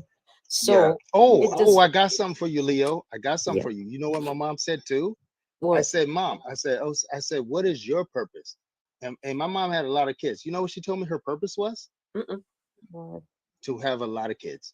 That was her purpose in life. See, this is why I was about to say that these are things that I was told. These are things I was told. And think about this. As a child, I was taught the first thing I was taught. I wasn't taught about heaven and the glory and all the great things. You know what the first thing I was taught? Hell, and that I was damaged goods. Those are the first things I was taught. So sorry for your thought. I am so those sorry. are the first things I was taught. Can I tell you, I've since discovered what my purpose is. I wasn't so hung up on the whole purpose thing, right? But now I've discovered that I have a purpose. Whoever created me this way created me with a purpose, right? And you guys want to know what that purpose is? Yes. That purpose is to have a TikTok where I challenge. Yes. I'm gonna tell you this. That's my purpose. I'm gonna tell you this. I show up on this page because for me, it's a safe place for me to tell my stories and my truth. You understand what I'm saying? And to talk to intelligent people who understand life and understand where I'm coming from and who have been where I've been. You understand what I'm saying? A lot of people say, oh man, why do you guys do this every day? Oh, this is such a problem. Oh, this why do you do this? No, this thing has a purpose.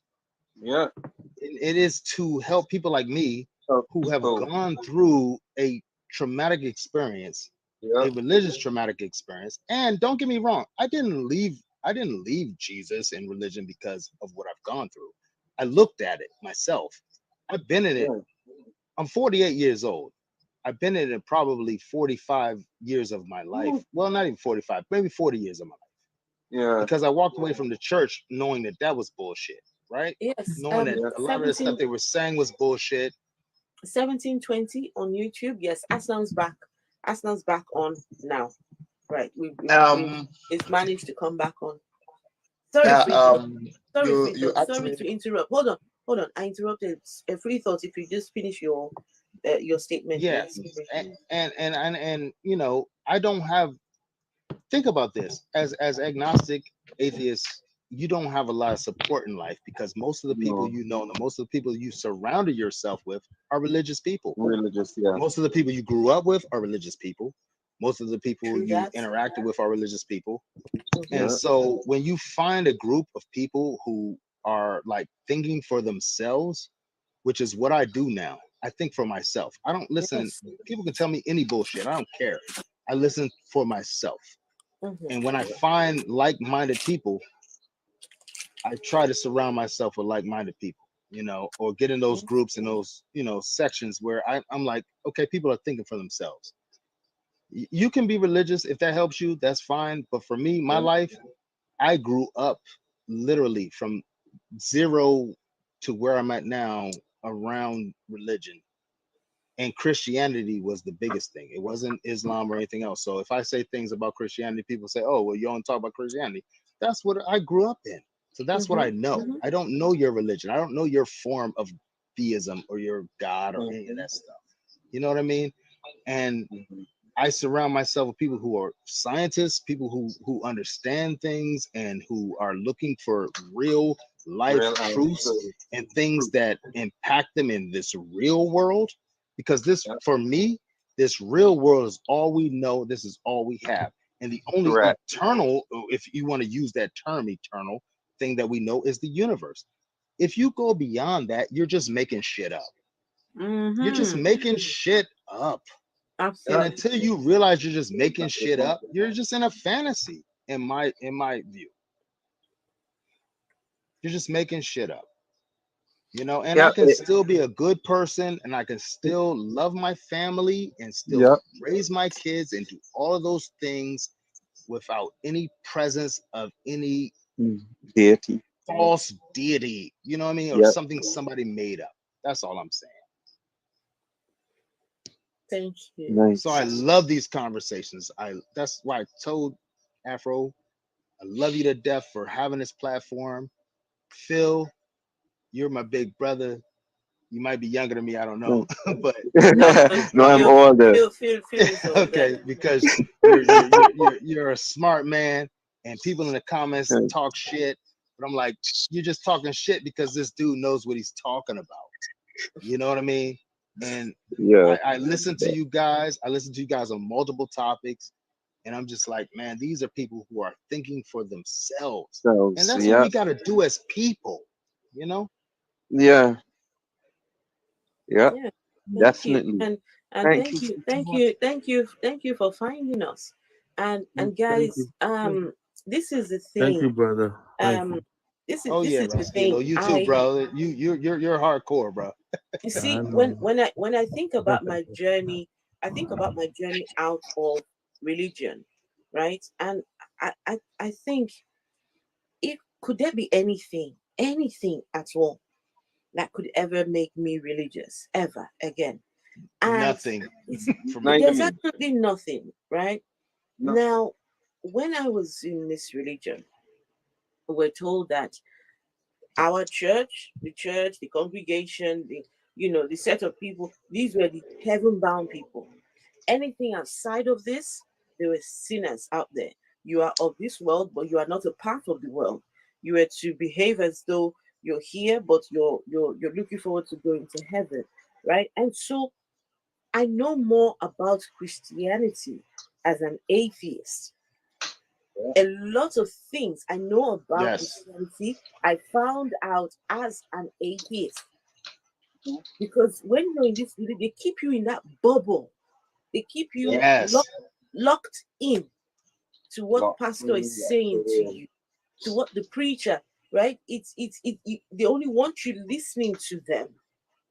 Yeah. Anything outside of that, they don't promote that at all, right? And so come away from that, and now you've got the freedom to think. You've got the freedom to question. Afro, I even have a question when you're able to do that, you meet people like yourselves, right? If not for being an atheist, I would not have met any of you here. I would still be right now. Okay, today's Saturday. Chances are I'll be in a night vigil right now. Afro, I have a question for you. In a night vigil. Afro, yes, on, even inside of Christianity, I found a hierarchy and a place where it was like, oh, you can't do this, you can do this, you can't do this. There was even a structure within that society, which I call it, where people were making rules and regulations for you and saying, oh, God's telling me this, God's telling me that. Yeah. It was ridiculous. Like at one point, I literally thought I was going to be a preacher. I'm not joking.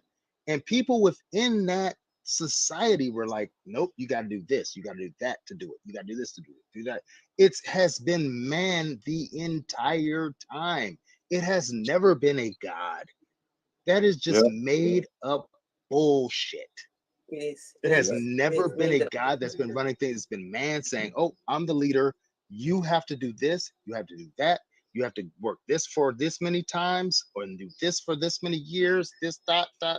It's been fake the whole time, and I wasted a lot of my life trying. And you know what it all stems back to? This is what's crazy. It stems back to me trying to fulfill what I felt my mom wanted from me. This is therapeutic. I'm serious. This is therapeutic. If you don't mind me asking, you said your mom, her calling was to have many children. How many did she have? What she told me. 9. She had 9. Right. So I think that was confirmation bias. Yeah. 9. Free thoughts. Let's hear from Arsenal. He's back, and I would like to hear about this whole sin thing. Yeah, Afro. Arsenal. I love so much because I don't just listen to you. Are you an Arsenal supporter? 100%. I've always been a patient man all my life. Oh, patient. That I agree. Well, you must be patient to be an Arsenal supporter. All these football people. Yeah. Okay. Afro, I must say something. I love your platform. So many times I come here, I stay, I listen. But every day you come online, I get the notification. And is one of the first place I join going to listen to people talk, because you challenge in fact, I will let me say you are there's a lady called Hapatia, the female philosopher. Then I will call you now the female Descartes, René Descartes. Okay, without the money. You keep challenging everything that has come before you, and you want to build your own edifice. That was what Descartes did during his time, and I love that. So thank you. I love the idea so much. God bless you, because it encourages the emancipation, freedom of Black. I love it, and the whole people of the world. All right. Yes, hang on. You just said God bless me, and just 5 minutes ago you're not religious. No. It doesn't. No, that I'm not religious does not mean that I didn't know that I came here through something. Okay. Which my parents could not explain to me, right? If they couldn't explain it to me, that means what I believe that killed our religion, our beliefs, is taking people's language, right? We call God because it was English. I have a dialect. In my own dialect, I have a name I call him, right? You sound like one name. I'm a name. No, I don't understand the language, but I know what my name is. I'm gonna name. So over time, I will not deny that I believe in church. I really believed, but at the time I came to realize that everything should be questioned, which I have done in my own way. Personally, I challenge my boss in my office is a core Muslim. When I mean core one, but we challenge, we argue over and over again. We keep on, and then we learn from it. I don't believe in religion of any kind. I don't believe in it. No, those things are above, because God is not a moving train or operating generator that needs killing with blood. You kill all the region are guilty of human blood. So I don't believe in it. Okay, so it's not the reason why I said homosexuality is the sin or whatever. My own thought on it is, if we came into this place through one thing, we are not being cloned. I know people are being cloned, but if I wasn't being cloned, I came through a process. What? Did you say people are being cloned? Yeah, okay. You've not seen who is cloning them? Which factory? Where? People are being cloned. Where are they being cloned? No, I will try and share with you a video of a kind of legends. They say they never die. Don't tell me you believe that. You believe that. Anything is possible. Anything is possible in this world. I am telling you, anything is possible in this world. But it's not probable. Anything. No, that is not probable. People, they have not reached that point yet, though. Anyway, go ahead. You said science have not reached that point. Mr. Phil. Yeah, I don't want to see a video. I want to see the scientific research paper. No, it wasn't on a paper. I saw one video. Permit me to say this. I saw one video, and they were saying how you can put your baby on a certain machine. You will stay in your room. You will monitor this. You monitor that. It went viral. I didn't know you've not seen it. Well, that's a video, but I want the research paper, because anybody could produce a video. There's usually if that is the case, it will be a scientific paper. It will be big news, and it will be peer review. Right. Okay. Not video. So that's by the way, anyway. But so what I said, what made me to say is something that is not good.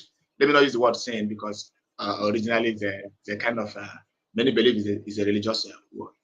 It's because you and I came through a process, and then we deviate from that process to do another thing. That means we have totally deviated from nature. I'm sorry. Whichever means we came. I'm sorry if this is rude, but would you be able to explain about the topic you wanted to talk about, sin in relations to homosexuality? No, she said if I disagree with homosexuality of both male and female, male and female and female, whichever one. Huh? Okay. I believe, to me, what made me to I said to me, that is why I said it's open. Anyone believe whatever they want, whatever is your conviction. I said to myself, this is what I believe. My father has to meet with my mother, and then I came into this world.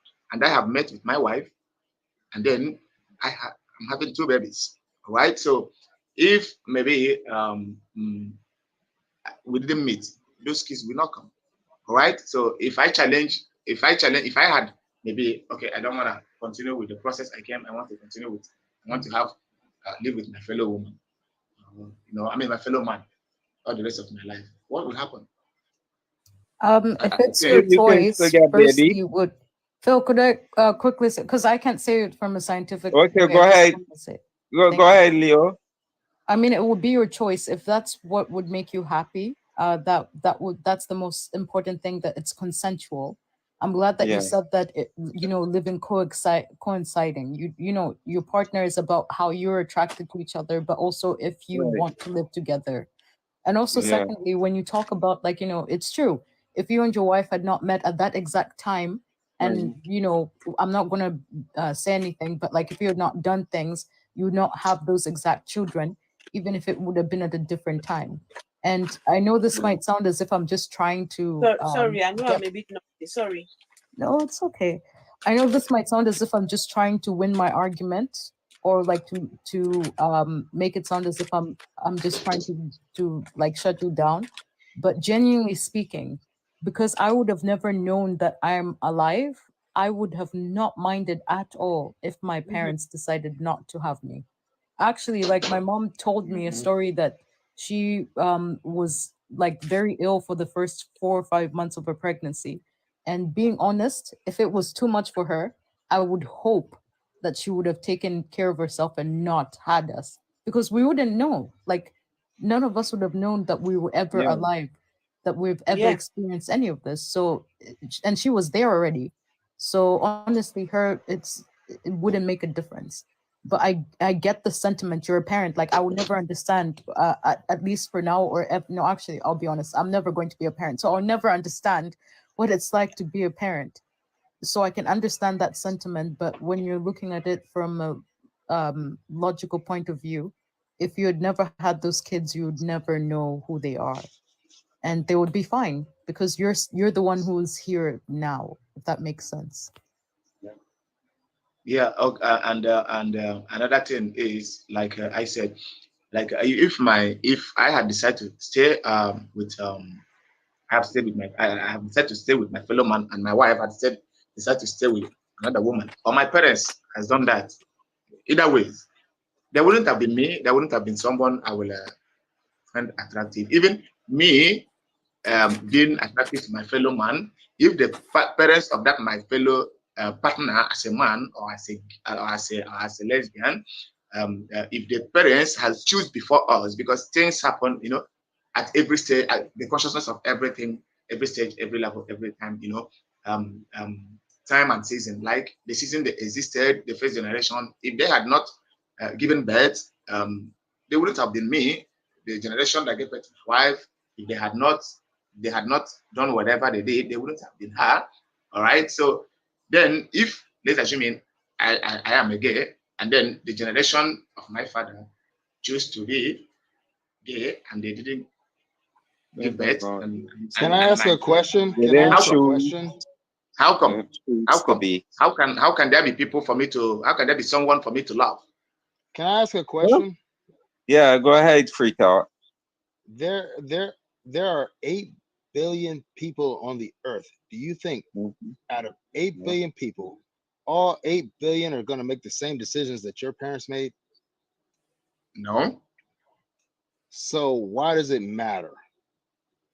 It does. What one couple makes, or 2 couples make, or 3 couples out of 8 billion, is that going to ruin existence? That's for you and your thought. For your thought, I'm just saying. That's why I said. That's why I said. If the first generation, let's say, if the first generation who came made the decision, if they had made the decision, right, there won't be. How? That's not happening. Everybody's not making the same decision. Out of 8 billion people, everybody's not making the same decision. And on top of that, why do we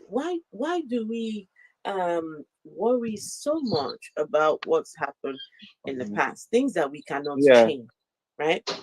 Here we are, we live in a completely different world, completely different system, and how did those people back in those days, how did they do it? What my parents and what these people did, listen. Now, I'm going to say something here, which I think, I'm not sure I should say this, but I'll look for a way to say it correctly. Now, because of people that have opposing views, right? What you will find is you will get the community of, let's say, the LGBTQ people, right? So imagine you identify as LGBT and everybody around you are against you, right? You find one person who is just like you. You find another who's just like you. What you end up doing, right? These bigots will end up bringing the community closer, right? You will end up bringing those people closer. And when you bring them closer, what will happen is they will create their own economy. Right? Within themselves. This is not something, it's not something, it's not a deliberate sort of thing. But they are forced because they've got each other, right? They cannot rely on Arsenal or Kulu. So now what they're forced to do is, okay, we share something in common, so we do things together, right? And so as part of this, they will have a network, right? Not just network, they will even look. It's some of them go to the extent of, I mean, I've seen a lady, she wanted to go visit her parents, and parents keep disturbing her. When are you bringing a man home? When are you bringing a man home? But because she's LGBTQ and doesn't want to ever be with a man, right? So within the community, say, please, I've got this issue. I've got to go see parents. Can I have you for a few days, a few months, and all of this and that, and everybody, because they all understand the language, they know what's happening here. Someone offers up, okay, let's go. And so what you're doing is you're creating a culture where people are forced to be dishonest to you. Yeah. Because you are not accepting. Right? They are forced to not live their truth with you. So, but with others that are accepting of them, right? They would then, live their true identities. So, countries like Uganda, right? If you think that because you have created that law, you will eradicate the LGBTQ, no, what you're going to do is you're going to create for them a stronger network, a stronger community. Now they would have to, they would, whatever community they have, and okay, I don't know, my words are not getting out. As part of that community, I understand. Arsenal, you're worried about reproducing, but I hope you know now that a woman doesn't have to sleep with a man to get pregnant. Correct. Okay, that's why I told I feel that anything can happen. So now even there are even married couple, husband and wife. That's man and woman, the very thing you're advocating for, who can't get pregnant but have to use the services like what you call it, surrogate mother, surrogate, or surrogacy, right? So now there are all these other things that can help people who want to have babies. Look, there is a website. I stumbled across this website. And what this website is for people who are in the community who want to have kids, right? And want to offer. So a gay couple can offer their services to a lesbian couple. Lesbian couple can offer services, and together they can raise that child as one unit, right? So that child now has a family of 4. I don't know how, they all know how they do their stuff. But you know something? You will never know. You bigots would never know, because you're so full of hate. You're so full of, I don't want it to be this way. So guess what? The world is forced to move on without you. What about in vitro? You carry on with your bigotry. Nobody should hate anybody nobody should hate anybody who want to use their organ anyhow. That's now I didn't mean they're using it. That is a sin, does not mean they shouldn't use it. Use it anyhow you want. It doesn't concern me. But this is what I am saying based on what I feel on my own. This is what my instinct tells me that I cannot do this. And then I have seen people around me also who share my belief, just like every other person belief have been shared, right? So, but what made me to say is a kind of deviation is because there are process through which things have been done. My question though is Arsenal, is that you say that you view it as a sin, but you've also clarified that you're not religious, or at least not in Abrahamic religions. So what is the sin? Who coined the word sin? Who coined the word God? who coined the word crucifixion. All That's those why things I'm came asking from you, what does sin came from the mean to Bible, you? right? What do you think it actually, okay, what do you mean in that context? If you do not see it in the way in the way of I use the Abrahamic word deviation. religions. I use the word deviation. Deviation. No, I think he has changed it. He has changed deviation. I use the word deviation because But when I And you know, mentioned deviation the word just means different from societal norms and values. Deviation from what? from the process of coming, existing, going, and becoming. Deviation Right? from the process of coming. In philosophy, we call it the cycle of existence, which we call coming, becoming, coming, existing, going out of existence, and then coming again. All right. Why would anybody want to deviate from coming? No. Stay coming, please. I'm not even sure what that means. You don't why would anybody want to deviate from coming? We need to coming into existence. Coming into existence is what I mean. Like coming into existence. Oh, not right. Or coming into existence. No, that's what I said. That's why I use the cycle of existence. But actually, that is usually what happens for people to come into existence when coming. Okay, not the other. Yeah, not that one. No. My mind ran. Right. Me, I was wondering at first, but coming into existence. No. I cannot. I cannot. But we just showed how they can. People can come into existence without. Coming is essential. Guys, when we say come, you see how loud our voice is. Can you hear? His voice. but I think even Phil will agree that coming into existence can happen multiple ways. That's what I was saying. That's what I was saying. That's what we just said. In vitro, surrogate mother, etc. There are many ways in this modern day where people can still reproduce without being male and female together.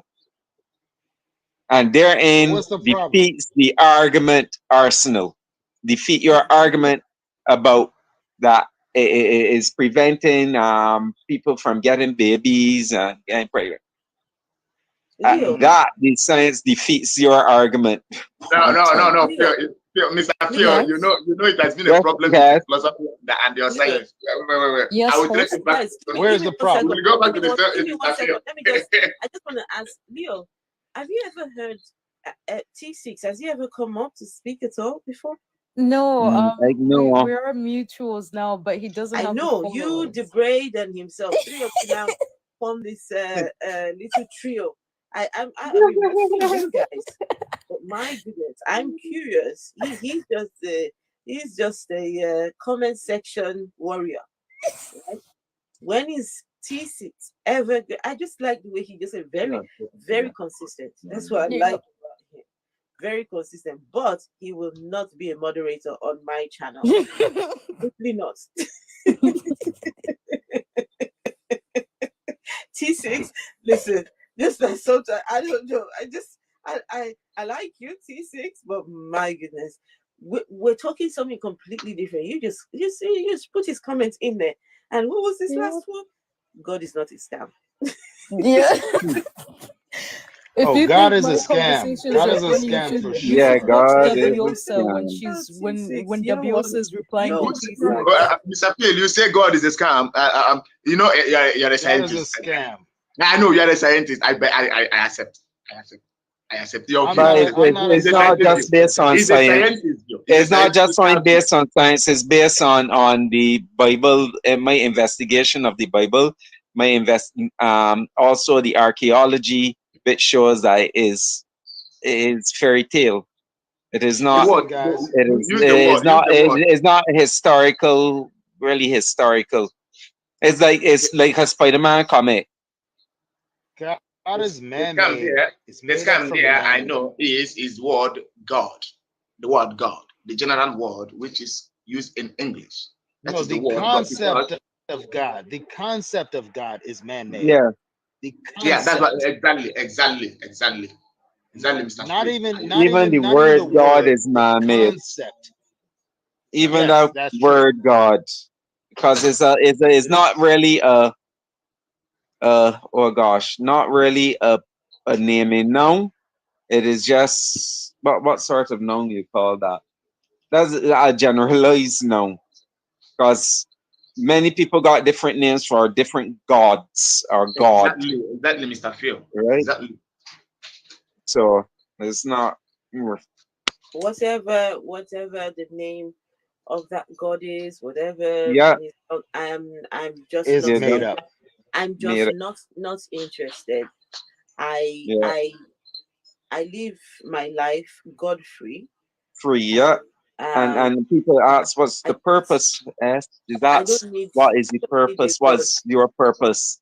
I don't need a God in my existence. None. At this point in my life, I am exactly where you guys are. Mr. Big Bad, I love that word. Dog is a god. Spelled backward. Which is true. Why I say it's true is because the colonials, they were dogs. They conquer, they impregnate, they establish themselves, they born like they will never exist again. I love that word. They were the dogs. They try to hide themselves. I don't need a big brother. I don't need a big brother to do anything I can do. You know, everything that I've done is everything that I have done through yourself. Yeah. Listen, sometimes you get it right, sometimes you get it wrong. Sometimes you get it wrong, but you're learning. You just keep on going. But it's still you. Exactly. Correct. It has always been you. Always been you. Always been you. Always been you. There's never been 100%. All that time when you were praying, Shaka Baba Shaka, Yeah. you were talking to yourself. Oh, I can speak in tongues my too. prayers have been answered. Yes, you hear, my prayers have been answered. As I keep relating, absolutely, coincidences still happen to me that once I will say it is God before. Too, Phil. And it still happened. Last year I got testimony. I got somebody asked me about if testimony is evidence, and then when I said it is the least form of evidence, they said, "But you are lying. You say that you're not admitting that is evidence." What? I did say is evidence, but it's the least form of evidence for God. It's anecdotal. It's anecdotal. Oh my gosh! It's just anecdotal, and your experiences were a placebo effect, and I can tell you about that. And I could say like last year, because of when I had the double heart attack, I did not faint. I did not pass out. I just had this extreme pain. God kept you alive. Phil. I didn't even call her any God. I didn't even call her any God. It was God spelled backwards. Oh yeah. It was God spelled backwards. Think about that. Think about something good happened to you, and it was God, and then you didn't die, which all men die. Yeah. So how is that even amazing or a miracle? Yeah. It just doesn't make any sense. And then the thing too is that when I went to the hospital, luckily, coincidentally, 1720 on YouTube says that God did help them find their keys. Oh, that. Oh yeah. I put that one to test too. He is the God of the keys. He's the God. He's the God of the keys. I put that one to test because I used to do that prayer. Can't find keys, and then search, found the keys. So I put it to test again, and I didn't pray the keys. Can't find it. I searched, and I found it in short space of time. I said, see, coincidence. I can tell you stories of how God is the God of control. Even the way my mom dealt with me as a kid, because it was like, how are you going to deal with 9 kids? How are you going to deal with that? You got to say, God is telling me this and that. What number are you out of those 9? I'm number 7, which is the number of completion, right? That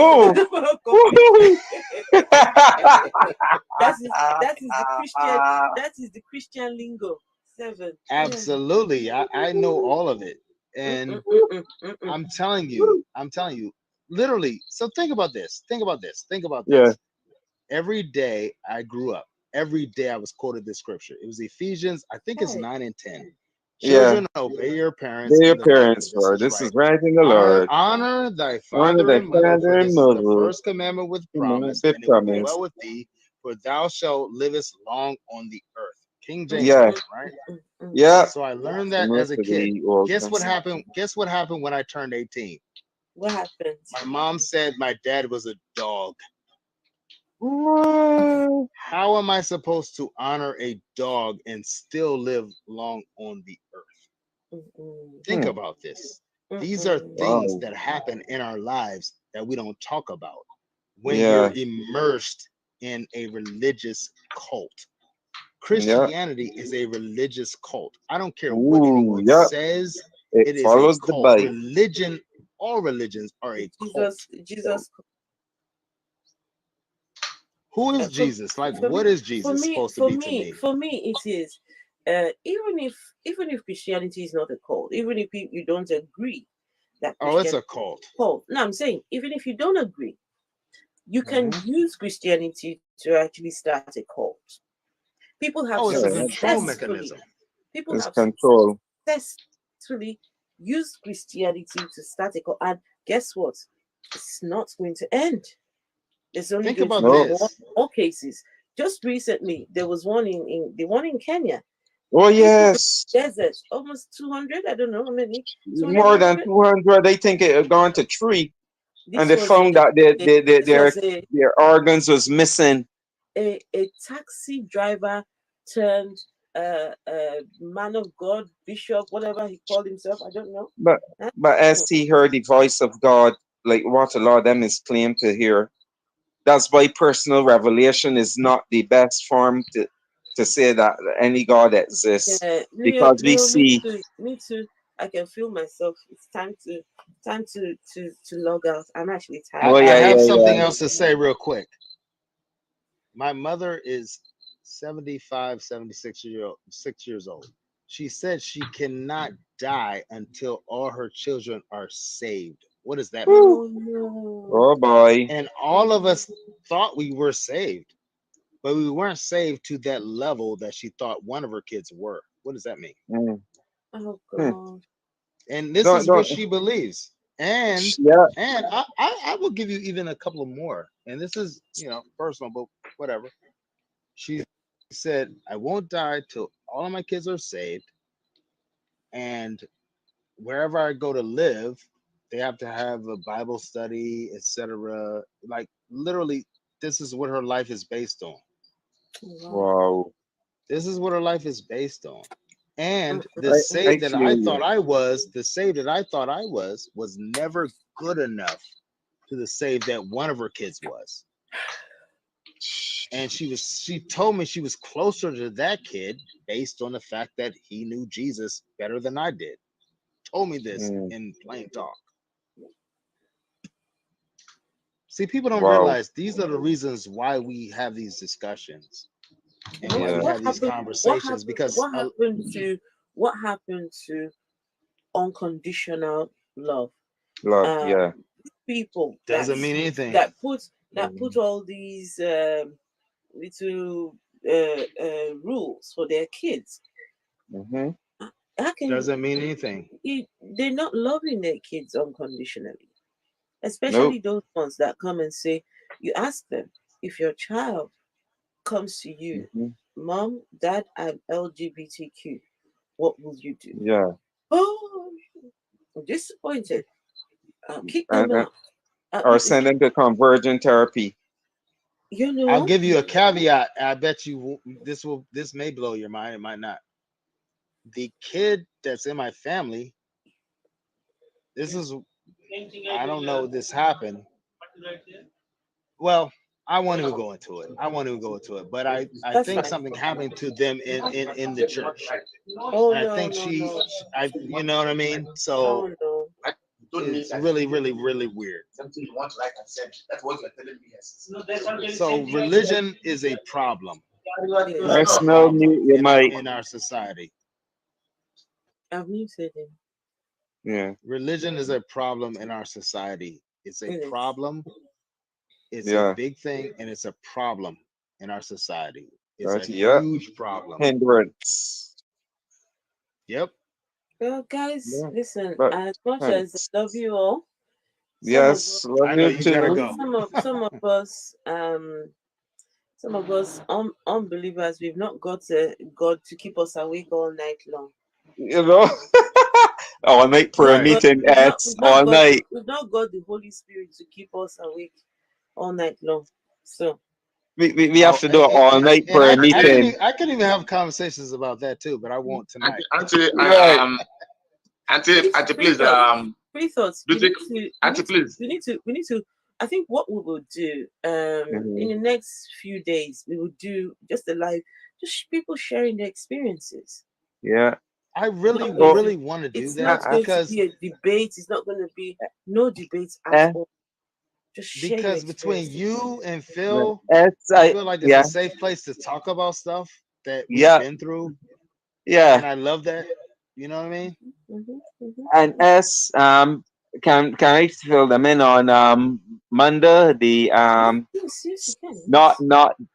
right. So Amanda Peoples on the Caribbean Skeptic Secularists. S and I will be interviewing, talking with our prophetess, the fluffy rainbow unicorn prophetess, empress. Hey Phil, if you're ever in anything and you're in something good, just hit me up, man. Yeah. So look for the Caribbean Skeptic Secularists. You will see it there, and S is attached on your channel too, right onto the bottom or so of your channel. Yeah, features. Guys, so you set it up, right, Phil? I think so. Yeah. You set it up. I set it up. Okay. So look out for that. It's going to be at that is 9. What time I told you? S 9:30 UK time. Is it? Yeah, tomorrow? 9:30 UK time. No, Monday. Okay, Monday evening. No, guys, Monday I evening. will remind you all. Don't worry. Yes, will remind you all. If you guys can give me a shout out or something. Yeah, I can do that. I can send the link free talk. Also, guys, and Arsenal. Also, okay. So starting next week, at least one day a week, one day out of the whole 7 days, we will start the godless dating, right? Oh yes. That needs to get started because you know, let's offer something back to this community. I'm not saying we have a community, you know, if you know what I mean. I put it in brackets, right? I think this is what I think. Life would be so much better, right? When you're somebody, you don't believe in God, they don't believe in God. Can you imagine how beautiful that would be? Oh, delightful. There's nobody. You're not unequally yoked. Can you imagine being unequally yoked with a believer? What does that mean? Why would you want to be unequally yoked with one of those? Yeah. They will actively be trying to recruit you to God. Huh? They will go to church. I mean, I've seen women come to church. Pastor, please pray. My husband.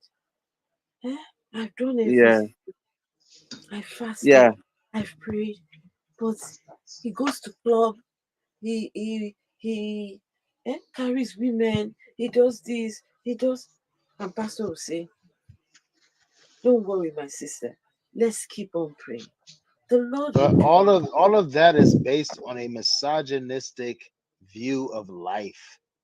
Oh yeah. It's not good for any woman ever. It really isn't. Meanwhile, on that for days. Meanwhile, you can be with somebody, and both of you can, you know, this is something Phil, we talk about on the YouTube, right? And look, I gotta follow you on YouTube. We have done our what do you call that? What do you call that test? The BDSM test thingy, where BDSM test, where you fall on the whole spectrum, sexuality, etc. You know, it throws it open to you. The last time I did mine, I was about 60% polyamorous. But I was made.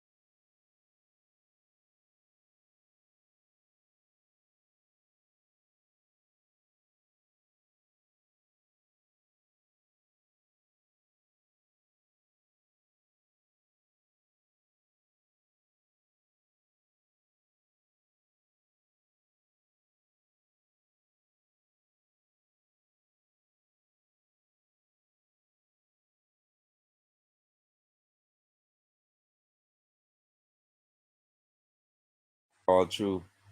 But people, for the last, just click, tap like, just tap like. Before we go down, just tap like.